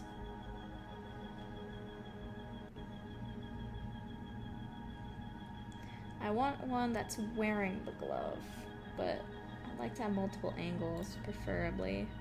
This is pretty good. That one's not wrinkly enough. I need some wear and tear. Finding references is sometimes the most annoying part, because sometimes I have like a very specific vision of what I want the reference to look like. Oh, this is pretty good, because it has the front and the back of the hand. Yeah, yeah. Yeah, yeah. This is the reference I got for the eye patch. I don't know why, but this picture makes me laugh. Maybe it's his expression. He looks off into the distance with a slightly upturned mouth. I don't know. It's kind of funny looking.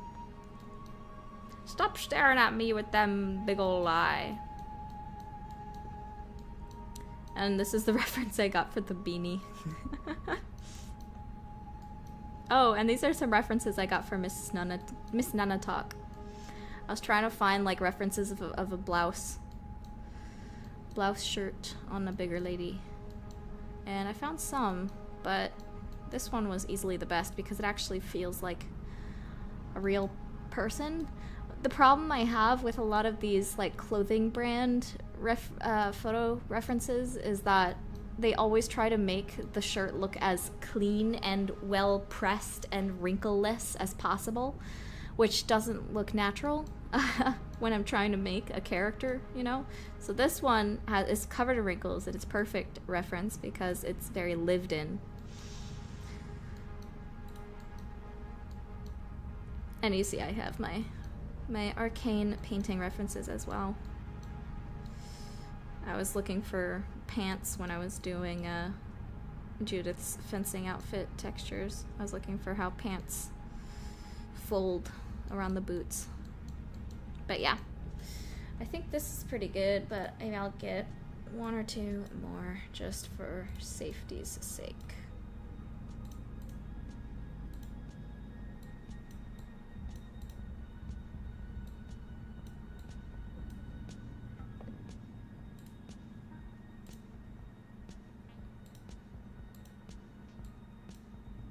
What did I do? I was looking at something else. Here we go.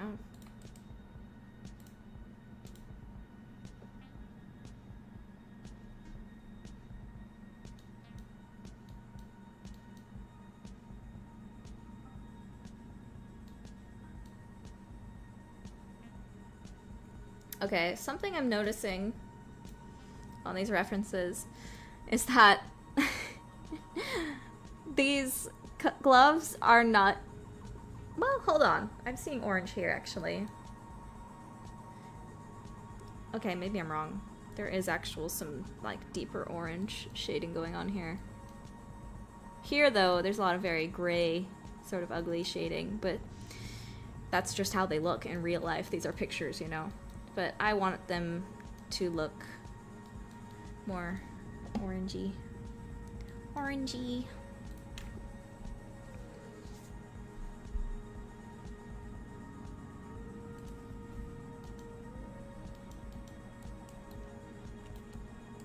Alright, let's continue blocking out stuff. What's crazy? Oh my goodness, hold on. I need to show you guys something horrible. I remember my first attempt at painting. I put it on my DeviantArt. So, oh, what? Request blocked. Can't go on my DeviantArt page? Hello? Huh? What on earth? Is it because of my VPN?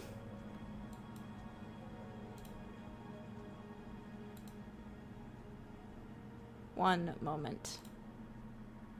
Is DeviantArt just down right now? I don't go on there very often anymore. Let me just try going on DeviantArt. I hope my account didn't get... Oh, yeah. I can't even go on DeviantArt at all. Never mind. Back to painting. I did not know how painting worked when I was a teenager.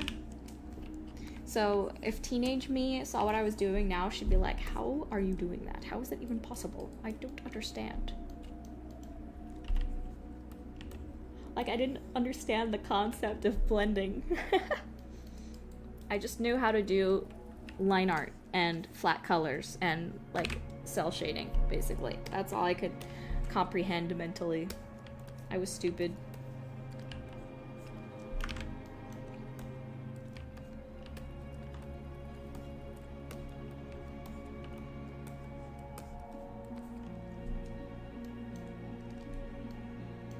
Oh, I love this song.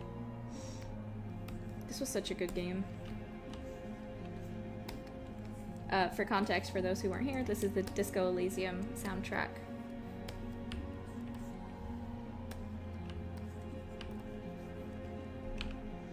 And by the way, you'll notice that I turn on the wireframe sometimes. That's so I can keep track of where the actual like corners and edges and planes of things are, since I don't have shadows turned on right now.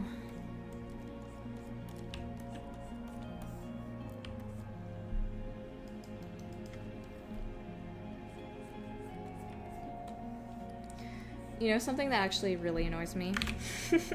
Have I ranted about Procreate's 3D drawing setting before? Stop me if I have on stream already. But Procreate, as you probably know, like 2-3 years ago, added a 3D painting setting to their application.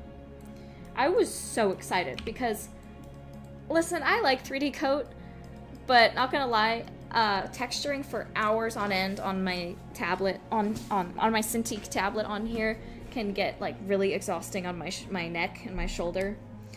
I've had a lot of problems with my neck over the years and back because, let's face it, that's just what the job entails.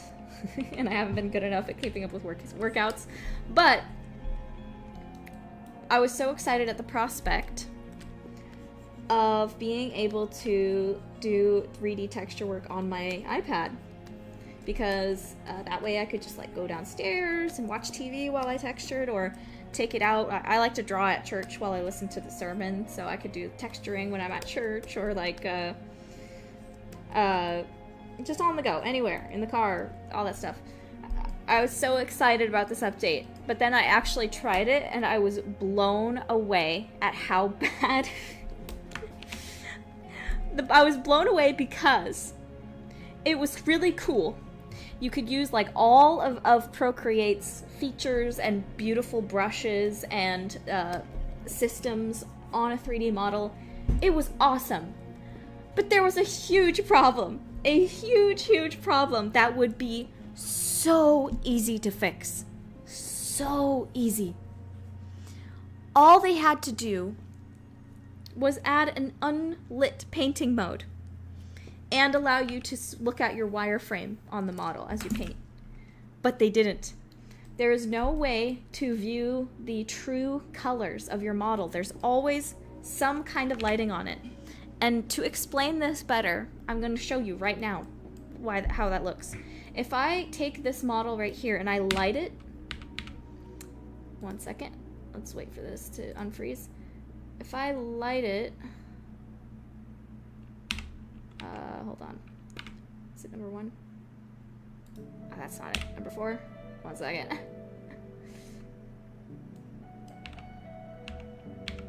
There we go. Now it has lighting on it. But you can see that the color suddenly does not look as it's supposed to. Look, you can even see there's like a shadow over the eyes, and so that white is no longer pure white. It looks very ugly because that's not the kind of lighting that this model is supposed to be seen in. And even here, if you look at the glove, the yellow is not the right yellow that I want to paint with. And so as I'm trying to work, as I'm trying to paint with this kind of lighting, it's not giving me a good idea of how it actually looks, how the colors actually look. Compare that to the flat texture right here. See how different the yellows look when it has like shading on it? Now, let me go back to this lighting. See? That's unlit. There is no lighting currently affecting this model. It is all the true color of the texture. The true color of the texture. Procreate does not have this. Procreate does not have this! All they have to do is add a lighting setting that shows you the true colors on your 3D model. And it would be so good, dude. It would be so good. But no. But no. I feel like it would take like 3 seconds. Not 3 seconds, literally, but you know what I mean. To add that kind of thing. And, no, they do not. So, that's my rant. Hold on, is the stream even connected right now? 1 second.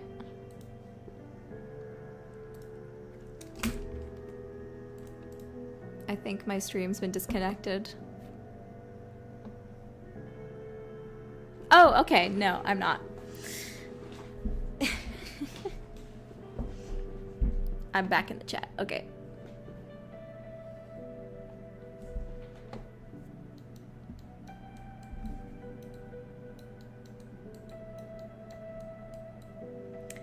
And also, yeah, Procreate doesn't have an option to like have your wireframe overlapped either, which also is a problem for stylized texturing. So I really, really hope they finally get around to adding unlit shading in Procreate, because seriously, guys, who is going to be using Procreate to texture stuff except for stylized hand-painted texture artists? Come on. Like, no one is gonna be using Procreate to make, like, realism textures.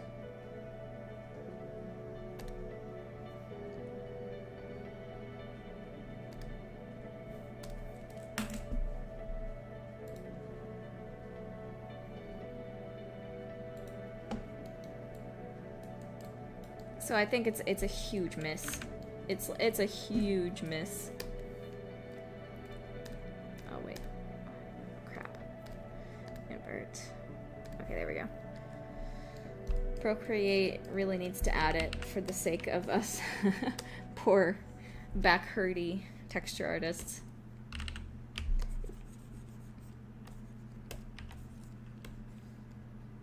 Tired of sitting in this same position all day, who just want to texture on the iPads for a change. What's funny is that there is a whole thread on the Procreate forums about this. People have been begging for it, but they have not like added it to their list of things to add. I mean, I guess I can't be that bad because it's like a really cheap program and they've been loyally updating it for years, despite how low cost it is, and low their profit margins have to be as compared to something like Clip Studio. But still, it's really disappointing that they put so much work into making a feature that probably is not being used very much because of one simple change. I've noticed quite a few hand-painted stylized artists complaining about this. It's like you put all this work into this feature that we can't even use because it literally just does not work unless we have unlit mode.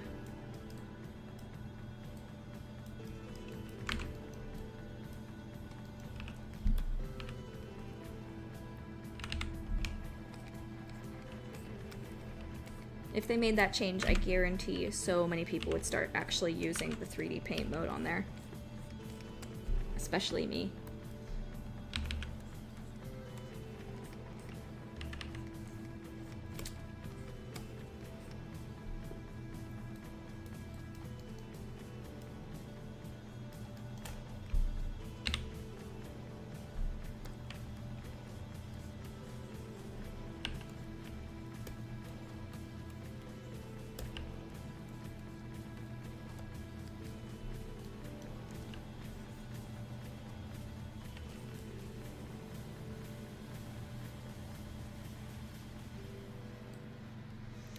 These streams are so fun. I just get to rant about whatever I'm angry about that day.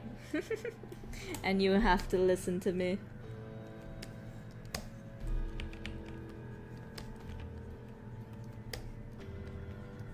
In fact, I was even more mad because Procreate just had another like giant update recently, and they still haven't fixed it.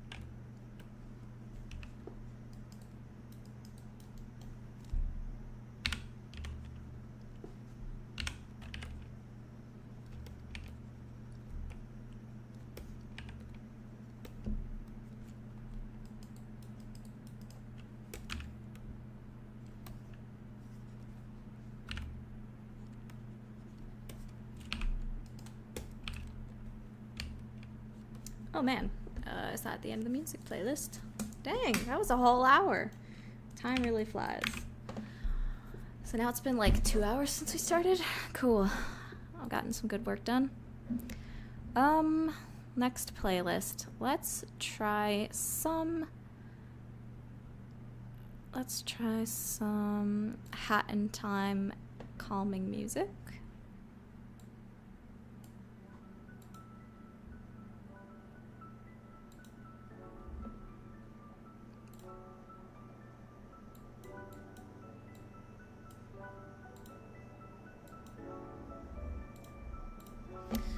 Alright.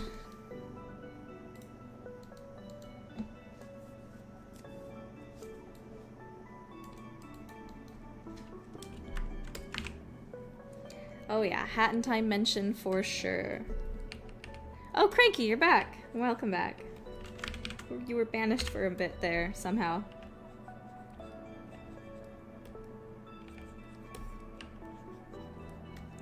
Hat in Time is one of my favorite games ever. One of my favorite games ever, dog.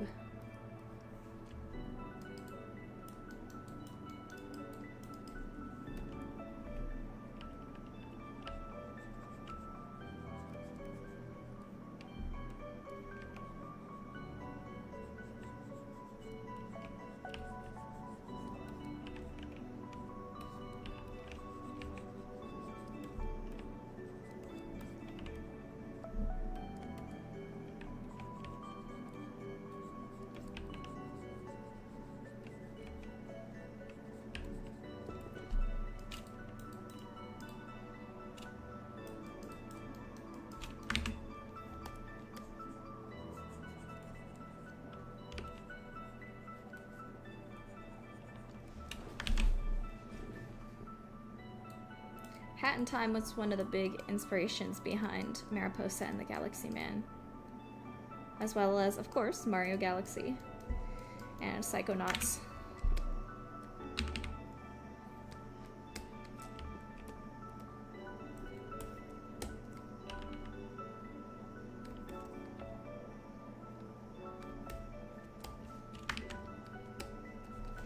Actually, you know what's hilarious?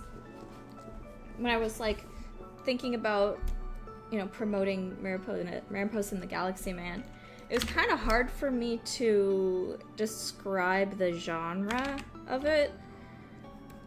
Like, it's a sci-fi because it's like, it's planets, it's space, astronauts exploring the galaxy kind of thing.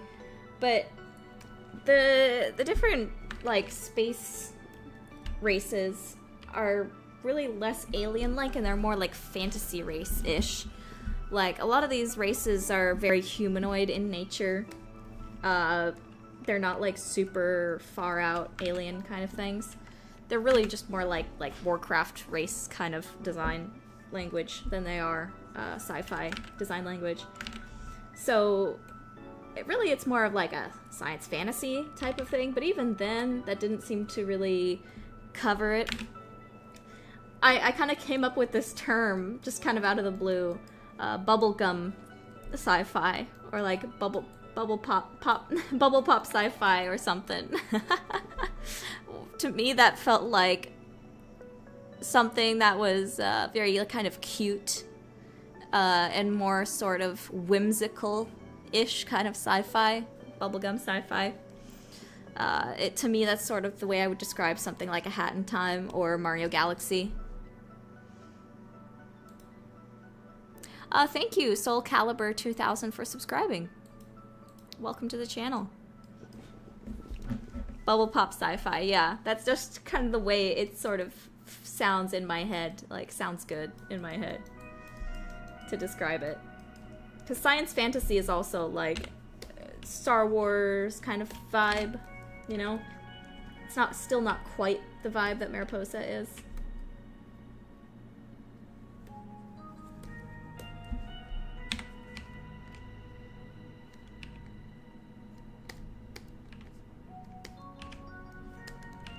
I don't know why specifically bubblegum comes to mind. Probably just like the pink pop nature of the vibe.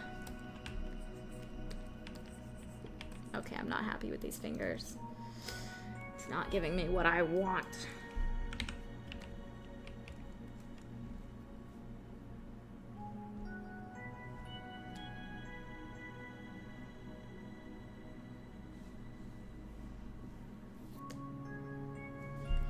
Oh yeah, pseudo sci-fi. That's another kind of good moniker.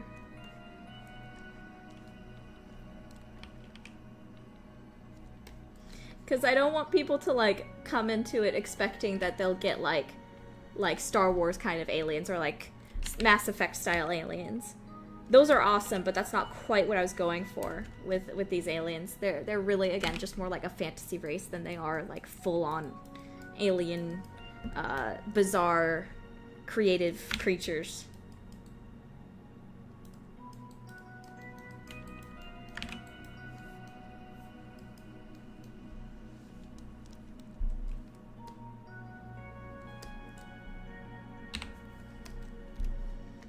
Don't want to give the wrong impression.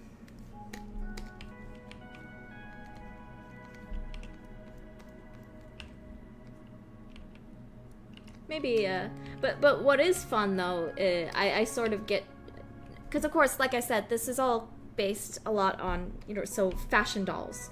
And because I want fashion to be such a big, especially retro fashion, to be such a big part of this, I can't make them like super alien, you know, like I can't make them like Mass Effect aliens, because they gotta be able to fit these clothing well enough to be able to represent the era that they're supposed to represent, you know.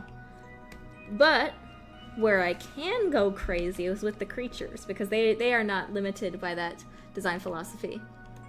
So I've been having a lot of fun going crazy with some of these creatures, and I could really go even crazier. I should go even crazier.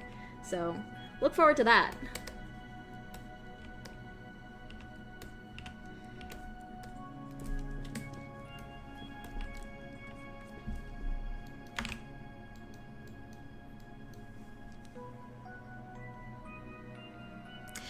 Yeah, I would say lo-fi is a very good descriptor.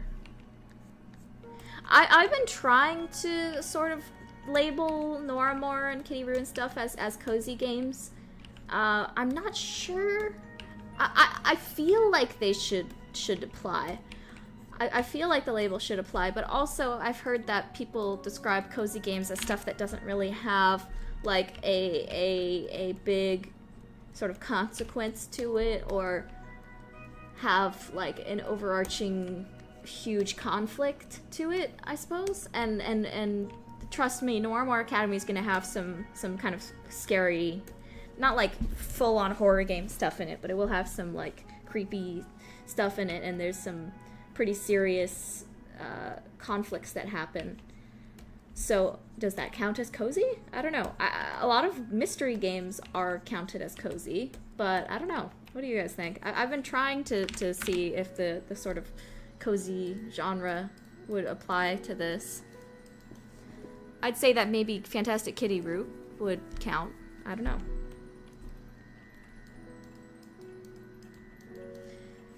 Yeah, Hat in Time as cozy sci-fi, really, that makes sense.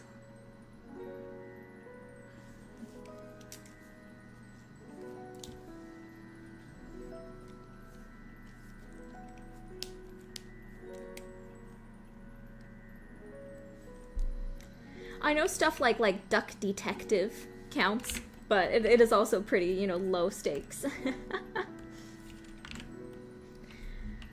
I have tried to get my games inside the Wholesome Games Direct, but unfortunately haven't been successful so far.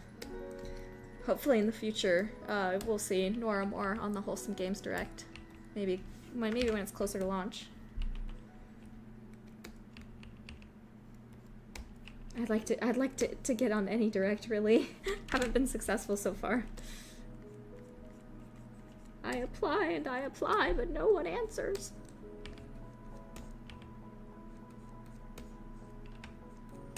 So maybe they don't consider it the right vibe. I don't know. Maybe I'm barking up the wrong tree.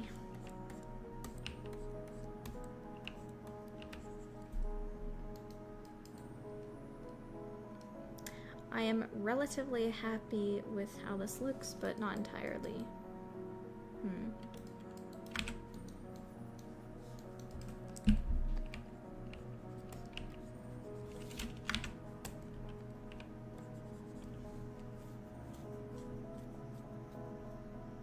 Well, yeah, I mean, Noirmore Academy is a detective game, like, that's not even a debate.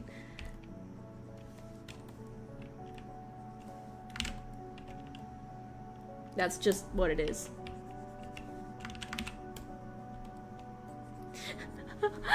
Cranky! Thank you for saying that! You have no idea how much pain and how much pain and practice has gone into this. Just to be able to do this. It's so hard, dude. But thank you, I'm so glad you noticed.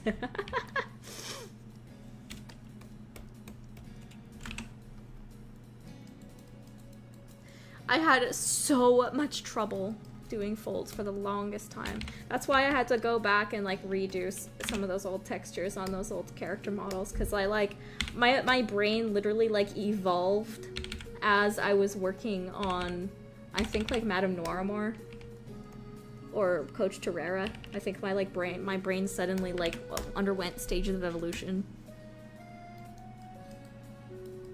But I've had to paint so much fabric at this point that I finally... It was like I literally unlocked a slot in like a progression tree. And I still agonize over them. They're still not the best, but I'm trying. I'm learning more and more every day. Well, maybe not every day, but, you know, giving it a try.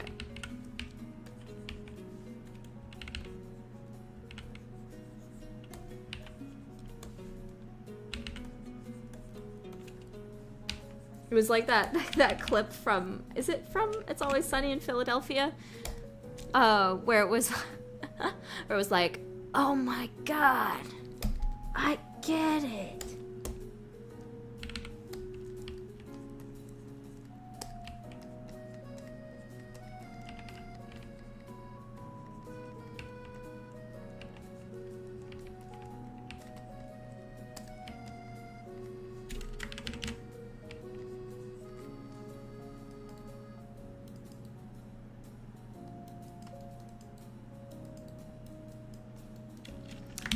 Do these things have a seam? Hold on. I guess they're just molded in one shape. I don't think they have seams. Yeah, they're just molded that way.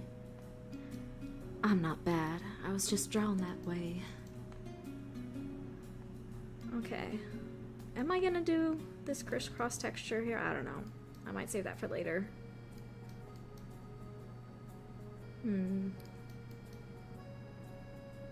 There's also these kind of just like little wrinkles here and there. I don't know if I should bother with that. Let me give it a try.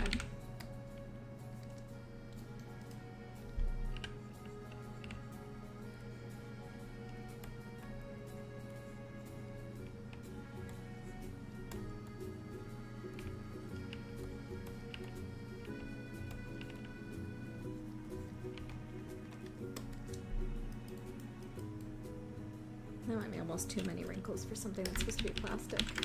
Ooh, rubbery.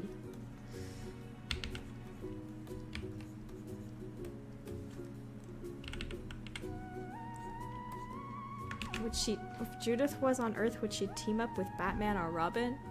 I have no idea, dude. Completely separate universe.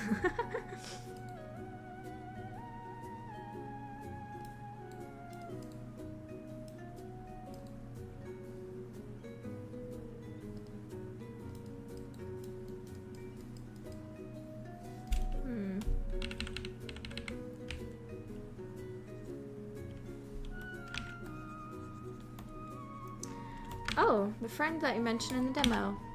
Well, I will say that will be talked about on day 1 of the game. I'm glad you remember that detail, because yeah, it'll be mentioned going forward.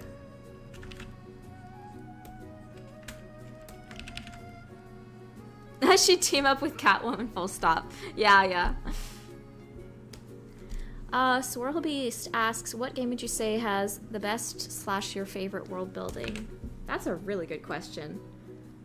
My immediate first thought was BioShock for some reason. I don't know if that's my actual answer, but BioShock, I don't know if BioShock has like the best world building ever made, but my goodness, is it awesome. I love it for the vibes. Love it for the vibes. What else comes to mind? I like Skyrim. I don't know if I'm like a huge fan of Elder Scrolls lore. I don't really know that much about it besides what was in Skyrim. You know what? I really like Fallout. I really like Fallout's world building. Obviously, there's some stuff that is sort of different when it comes to how the original first 2 games were world built as compared to the Bethesda world building and Obsidian. I've heard that a lot of sort of old heads, Fallout old heads, have a lot of issues with the world building in the newer games, which I can understand, but even then, I really like Fallout's world building. I would say the only kind of big issue I have with it that I can think of right now is the fact that nobody cleans their house. Like, I get that the idea is that it's part of the sort of aesthetic, that the vibe, you know, that every building is dirty. But it really doesn't make sense from any kind of, like, human perspective. Like, even if you are a tribal, like, society that has to start from ground zero after a nuclear apocalypse,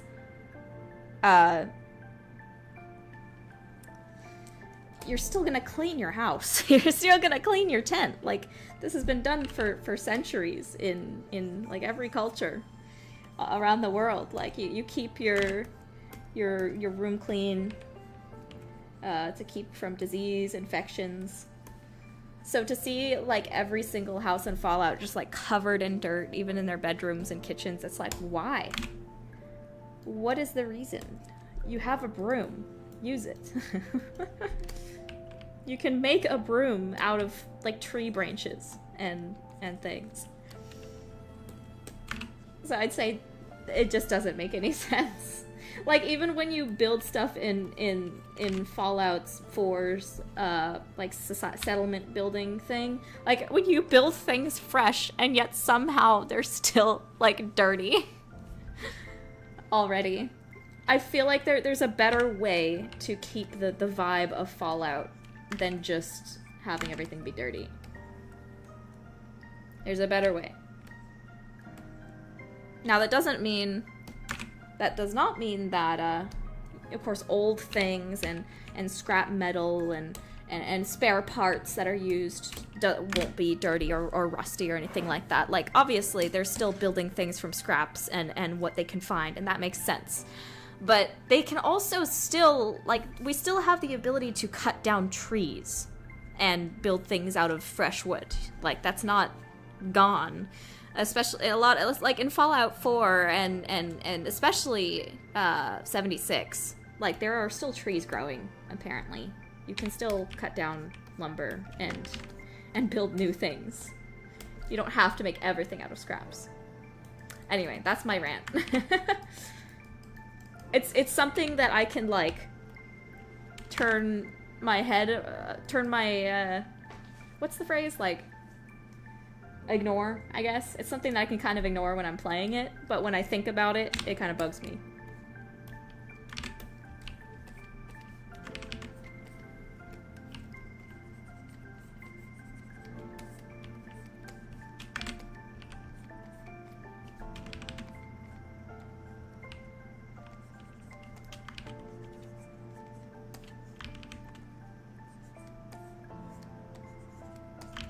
Oh, you know what? Mass Effect. That's an obvious answer. Mass Effect's world building is awesome. One of my favorite things about Mass Effect is how humanity is viewed in that world. Like, humanity being this kind of newcomer to the Galactic Senate, in a way. And having to kind of earn our place in galactic society. It's such a fun idea. And it makes you feel really patriotic. Like, yeah, humanity, we're the best, woo! Yeah, Earth is the best. We're gonna earn our place. We're gonna show them who's what on the galactic scale. Hoorah!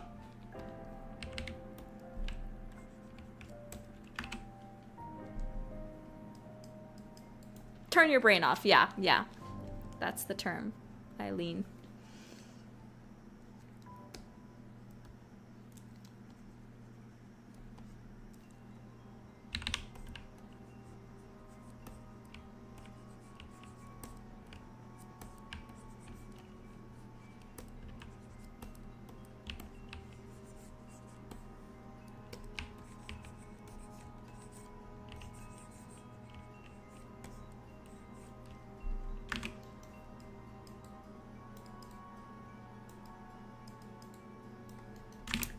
Yes, I have watched K-pop Demon Hunters. I enjoyed it. It was very cute. It reminded me a lot of the Barbie movies I watched growing up. We're going up, up, up, it's our moment.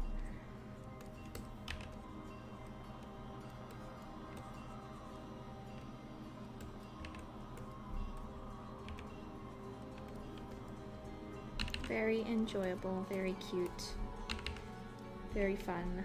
It's pretty cool how popular it's gotten. You know, movies that are sent to streaming are usually considered like kind of sent off to die in a way, especially animated ones. So it's really cool to see K-pop Demon Hunters really defy the odds there. Very encouraging, very cool. And it's also adorable seeing kids really get into it and like singing the songs and stuff and going to the movie theater versions, like doing the karaoke. That's so cute. It's always very special seeing kids like your work, and it's just very cute. It's very like edifying, I guess. Like, I made this for kid me. I made this project for teen me, and seeing actual kids enjoy it, it's very sweet, very special. Like, I did it! I made something that the youths actually like. My old butt actually made something fun for them.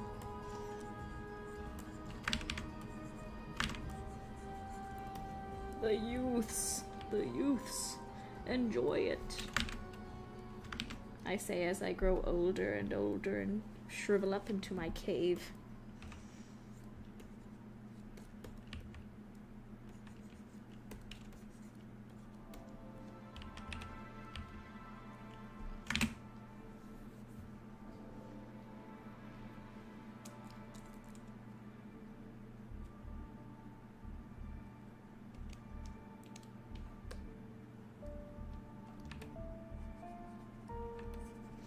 Okay, I think that's enough of the glove for now. There's still, of course, more stuff to do on it, but for now, I think I'm gonna leave it here so I don't bore you all with just watching me paint little details on a glove for 2 hours. Let's move on to something else.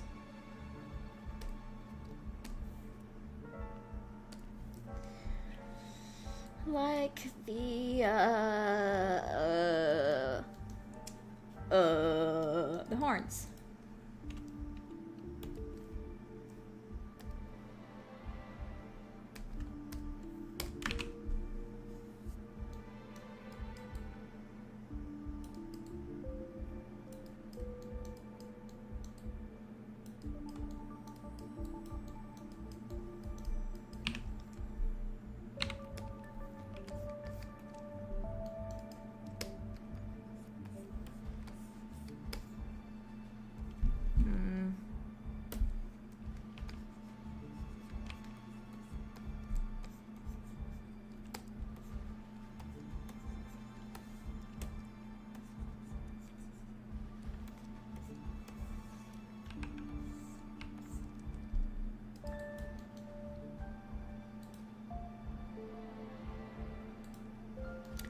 Probably going to end the stream in about 10 minutes or so.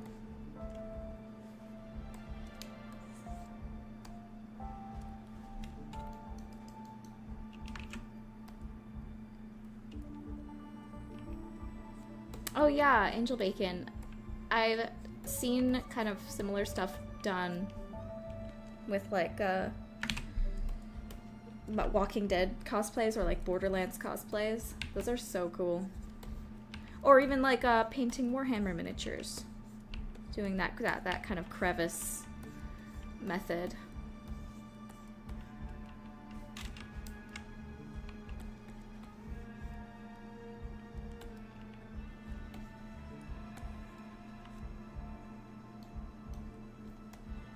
Oh, I'm glad you guys liked the design change. I also felt like it just fit better with his beard and his face, because you see how there's kind of this like crescent shape on the beard? It's sort of mirrored by the crescent shape of the horns. So to me it looks a little more satisfying of a shape language.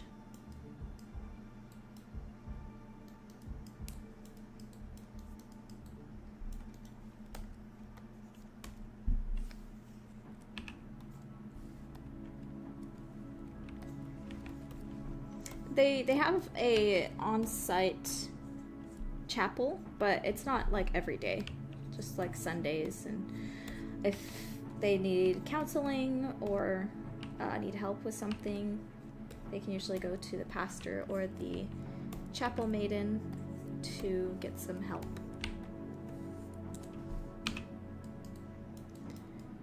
I know talking with my pastor helps me feel better. That's for sure. He's good at encouraging.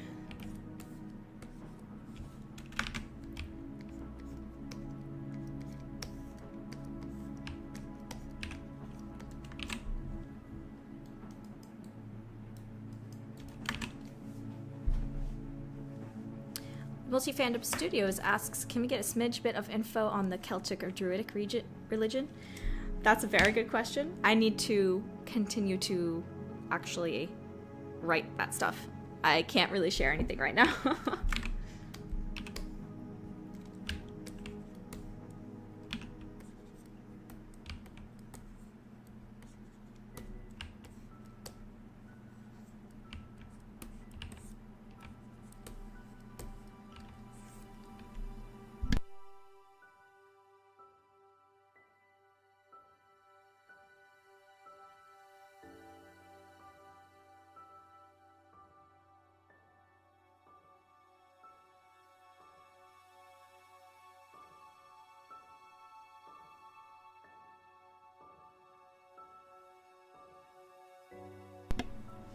Oh yeah, there's definitely going to be stained glass windows in the chapel, for sure. I've got plans. Let me tell you. And remember way back how I was talking about how dragons are like holy symbols? Let's just say the chapel is going to have a lot of dragons. Yeah.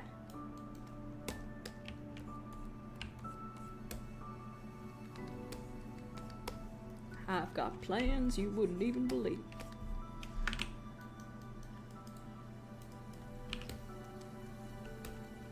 Admittedly, I think one of the reasons I've been in a little bit of a rut is those stained glass windows I made took me 2 weeks. It took so much time. I felt like, oh, am I making any progress on this darn game? So that's one of the reasons I'm doing a character model right now, because a character model is by far the easiest way to be like, oh, I'm actually making some progress. Woohoo! Release me! Oh, Cranky. What am I ever going to do with you? I mean, you do know you're gonna be probably designing a few dragon ideas. I hope you know that.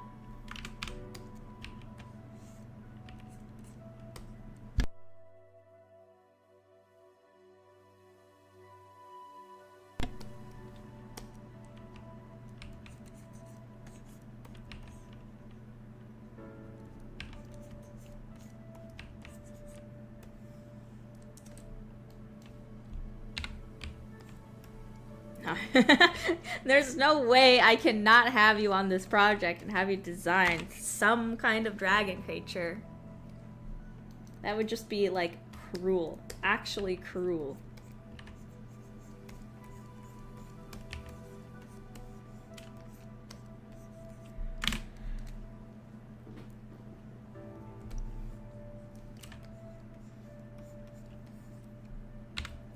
Let's bring in a lighter color now.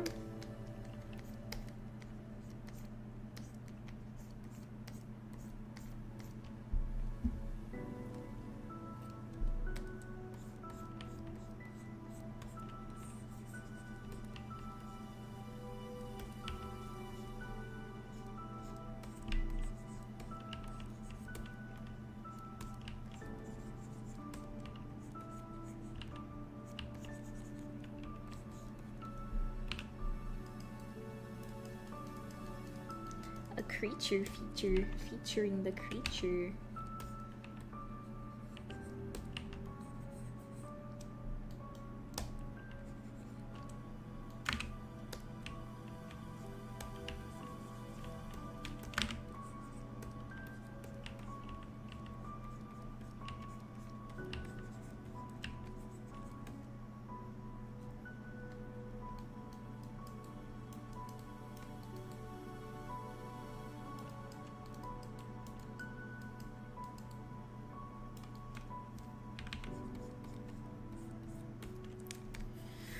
Alright, they are not done, but I'm gonna leave them there for now. Multi-fandom studios. What about the kids that aren't so religious or not at all? Do they still go to the pastor? I would say so. I mean, unless it's like specifically something that they would like not want to do for religious reasons, which is understandable. The pastor is like a school counselor, basically. Like, he's not just there just for like religious questions or things like that. He's also just there to like help the kids out with problems that they're having in their life, and just someone to talk to, or even just like settling quarrels between certain kids and things like that.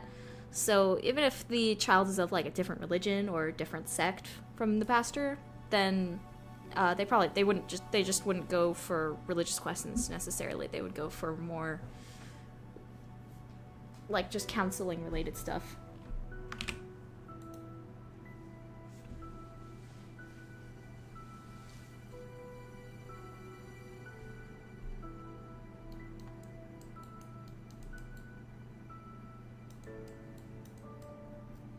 Generally, like, you know, that's what pastors are supposed to be there for, you know. Sometimes, especially if you go to like a really big church, you can never just talk to your pastor, really. That's why, I mean, I generally prefer smaller churches, because having like an actual like interpersonal relationship with the church leadership is really important to like kind of being part of the community. So for me personally, I enjoy smaller churches for that reason. It feels like you can actually get connected to the community. And like you it's also much harder for like major corruption to happen when everybody knows each other so well.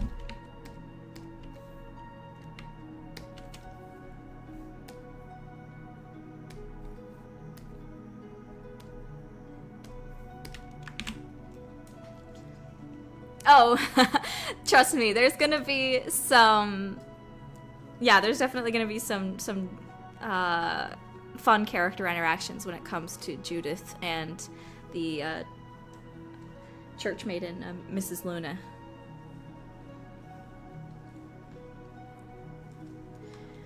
I love Creepcast, too. Yeah, I love listening to Creepcast.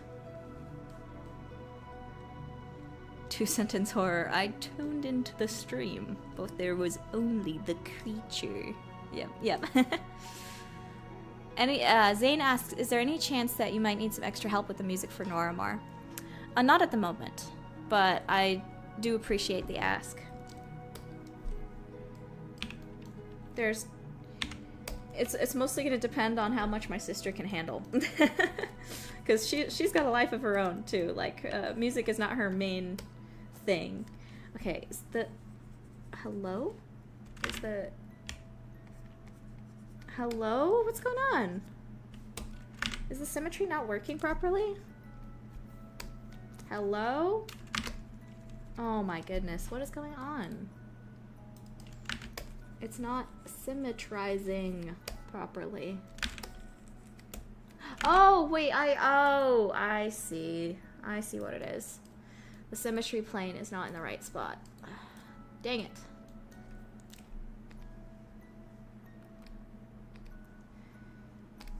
That's what it is.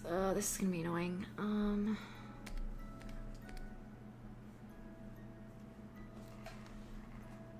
Let's see. There we go. I think that worked. Ah, there we go. Okay. Thank goodness. Let's try this again.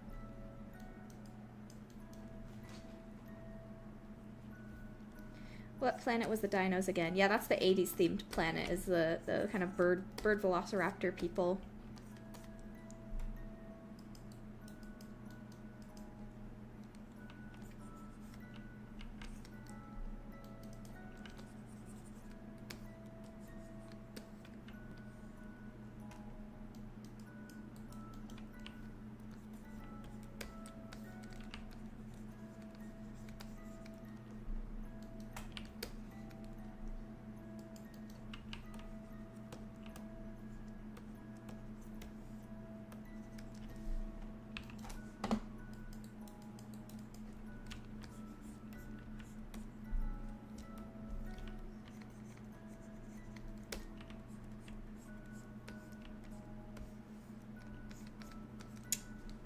need some more reference for this. What am I doing? Gotta have shadows for the man boobs. Yeah, I'll probably need some more reference for this.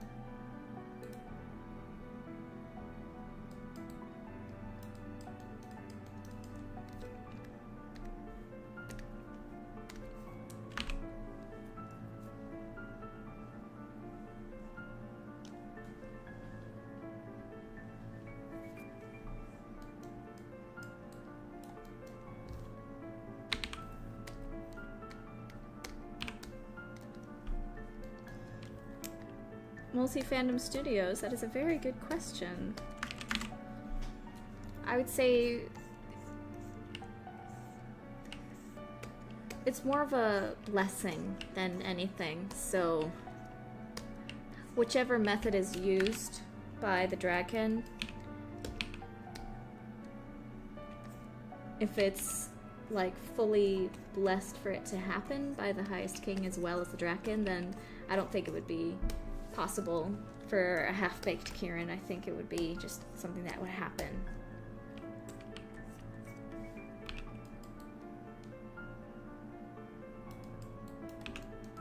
If it has been willed. However, if it wasn't sort of co-authorized by the highest king, then perhaps something would go wrong.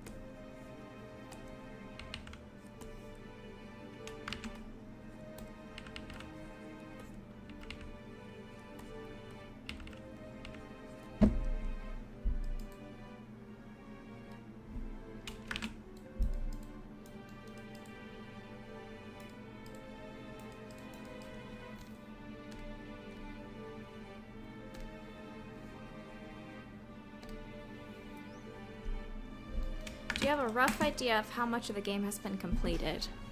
That's a good question. When it comes to the, like, block out, or the horizontal slice for the entire game, we're currently working on day 3 out of 11. And that's, like, basically Caius going in and doing, like, a more detailed version of adding the script in and the placeholder mini games and stuff like that. And then, but technically we do have like a really rough horizontal slice of the whole game so far. Really the biggest stuff that has to be worked on right now is still just like implementing the script into the game, implementing more of the mini games. And I have a lot of art assets I need to finish for those puzzles and stuff. So a lot of stuff that needs to be done is art asset stuff. A lot of the main design of things has been done, and again, like the main version of the actual script is done. Though it still needs to be edited, still need to have like an editor give it a thorough dressing down. Arr, he be a salty sea deer, aye. Yes, indeed.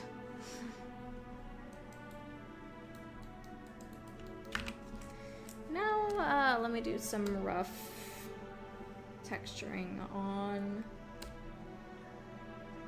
his sweater, I guess.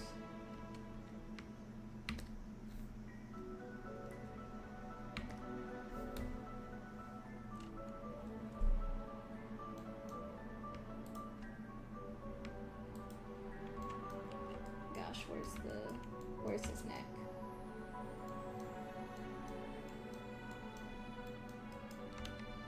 There it is.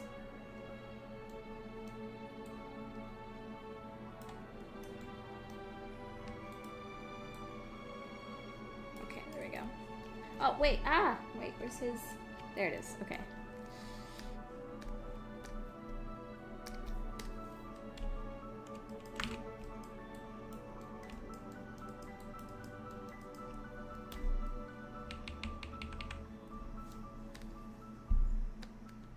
Are we going to get more history of the planet in a devlog video in the future? Yes, for sure.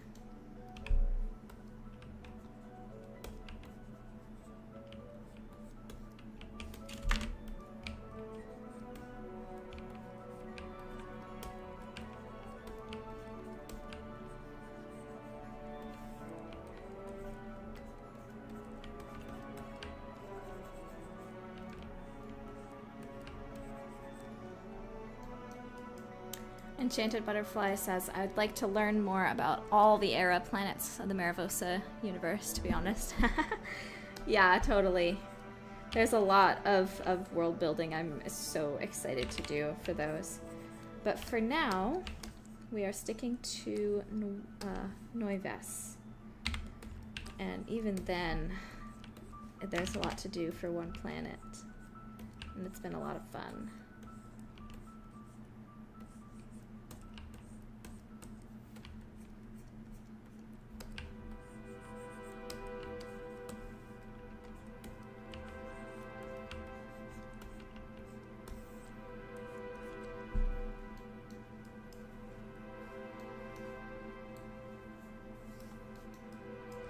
Alan asks, do you hop into Photoshop or do you stay in 3D Coat while texturing?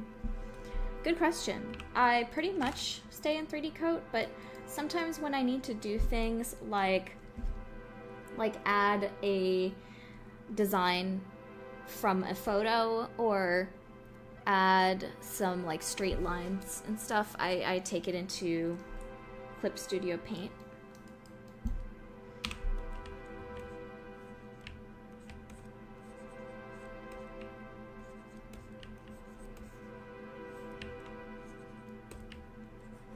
I'll need to pull up some reference for a giant gray sweater. But for now, just doing the block in. I don't know how that yellow got there. I'll just paint over it later.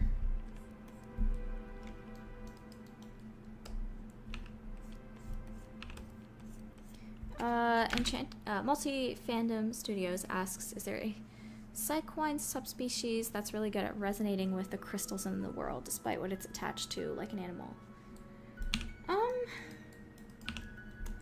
I feel like it depends more on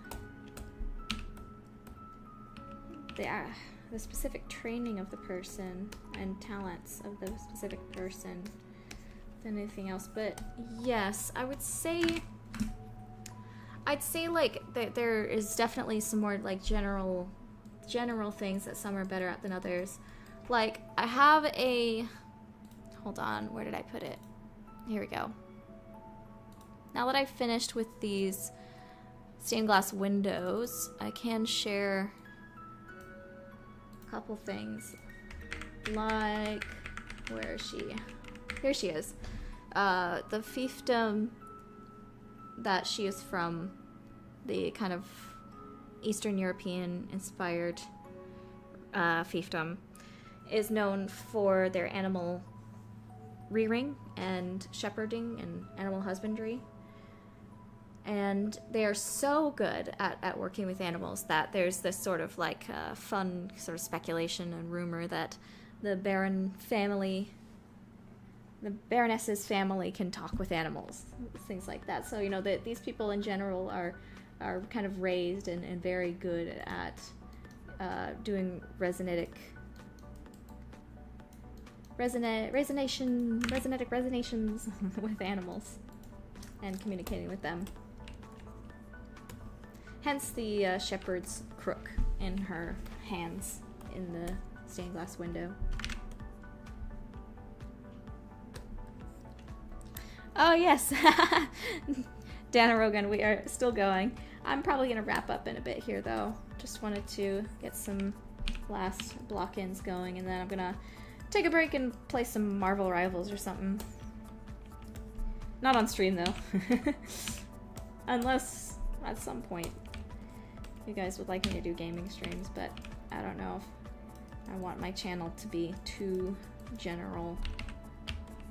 I might want to just keep this channel focused on game dev stuff.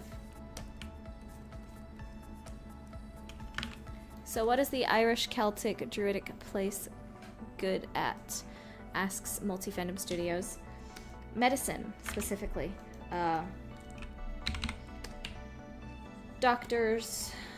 They produce a lot of very good doctors. Herbs. Therapeutic things.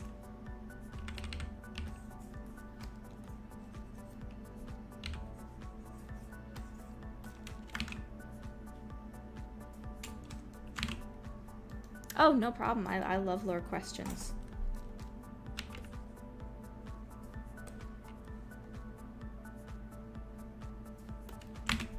Yeah, Alan. Yeah.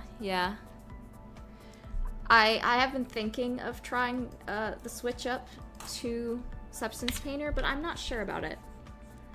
Not sure. I'd like to give it a try, but all of the like Warcraft and League people use 3D coats, so I'm not sure. I think the thing is that I really want a better way to do texture baking, normal baking and stuff. I've been trying to do like normal bakes and stuff in Blender, but I think I'm not good at it or something. My normal bakes are horrendous. I need to figure out what I'm doing wrong. And that's been one of the sort of problems I've been having when I try to do PBR stuff. Is that I was just never taught, you know? It wasn't in my curriculum. Doing PBR texture bakes was not in my school's curriculum, and that just goes to show what kind of game art school I went to.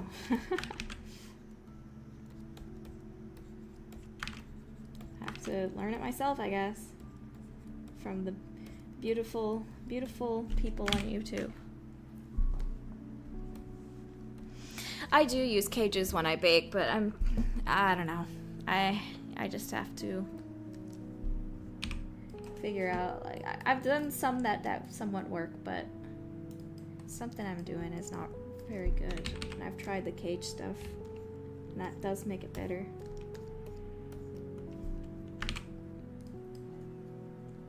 Oh, the weird claw arm thing. Yeah, so this probably looks very strange right now, and that's because it is not painted, and it's not, you don't see what it looks like when it's rigged. Basically, these are all like little pieces that are fingers that come out.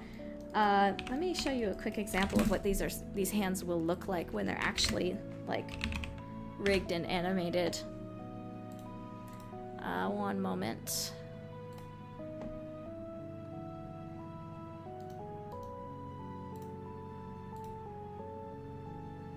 Aha, okay. These are golem arms. They're like stone, kind of magical golem arms. And the fingers kind of come out of the claw and float to grab stuff. And on the butler, you can see kind of how it looks when it's holding a teapot. So that's what his arm is going to be doing. But right now it looks pretty dumb. It's like, what is that even supposed to be? But once it's done, it'll look better.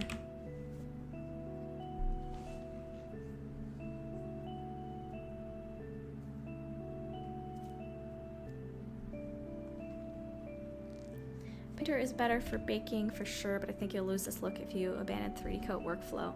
Yeah, I think you're right.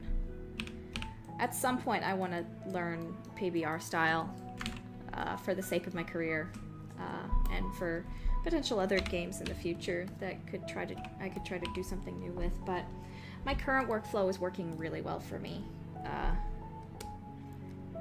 I don't really have time to learn new workflows right now. I just gotta stick with what I have and keep getting better at it for now.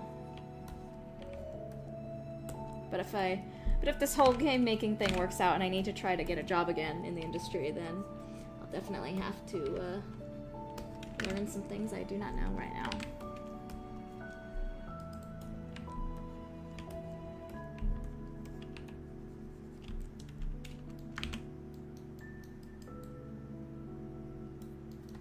Yeah, Cranky has been using Substance, and she's been doing some really good hand-painted stuff in there.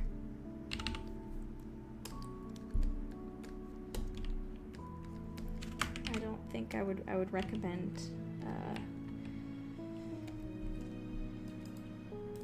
never mind. I don't think that 3D coat is necessarily required, is what I mean. But it's still very... It's good for me, anyway. I enjoy it.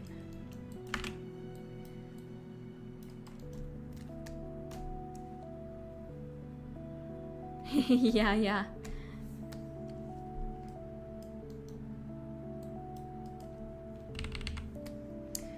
Multi-fandom? That's a very good question. I just don't have an answer for it, though. I haven't focused at all on the other religions yet because there hasn't really been a need to. There definitely are other religions besides the highest king one, but I just haven't had the time to explore those yet.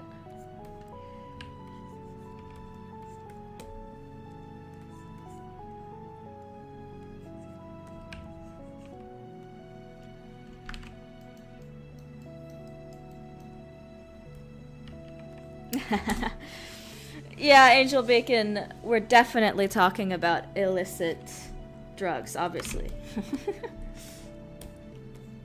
We've gotta bake. We've gotta bake the materials. Jesse.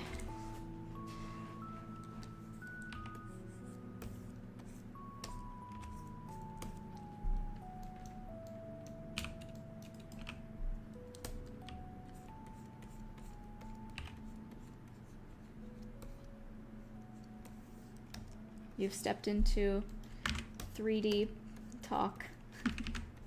What do you talk? What do you talk? What do you talk? Y'all seen Music Man? That's a good movie.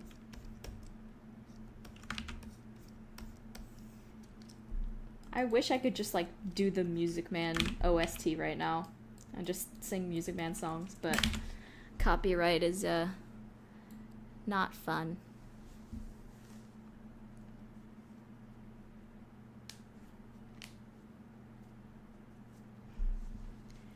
Alright, my guys, I need to go to the bathroom and I need a break.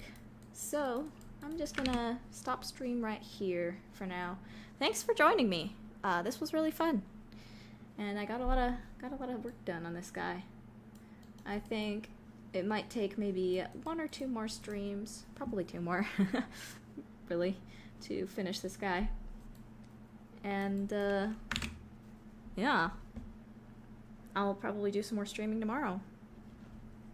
Wait, what is tomorrow? Tomorrow is Thursday. Yeah, okay. I'll probably do some more streaming tomorrow in the afternoon and work more on this guy. So, yeah. Thank you so much for joining me, guys. This was fun. Thank you also for all of the new subscribers and the new donations. I think this is the most donations we've ever got on one of these streams.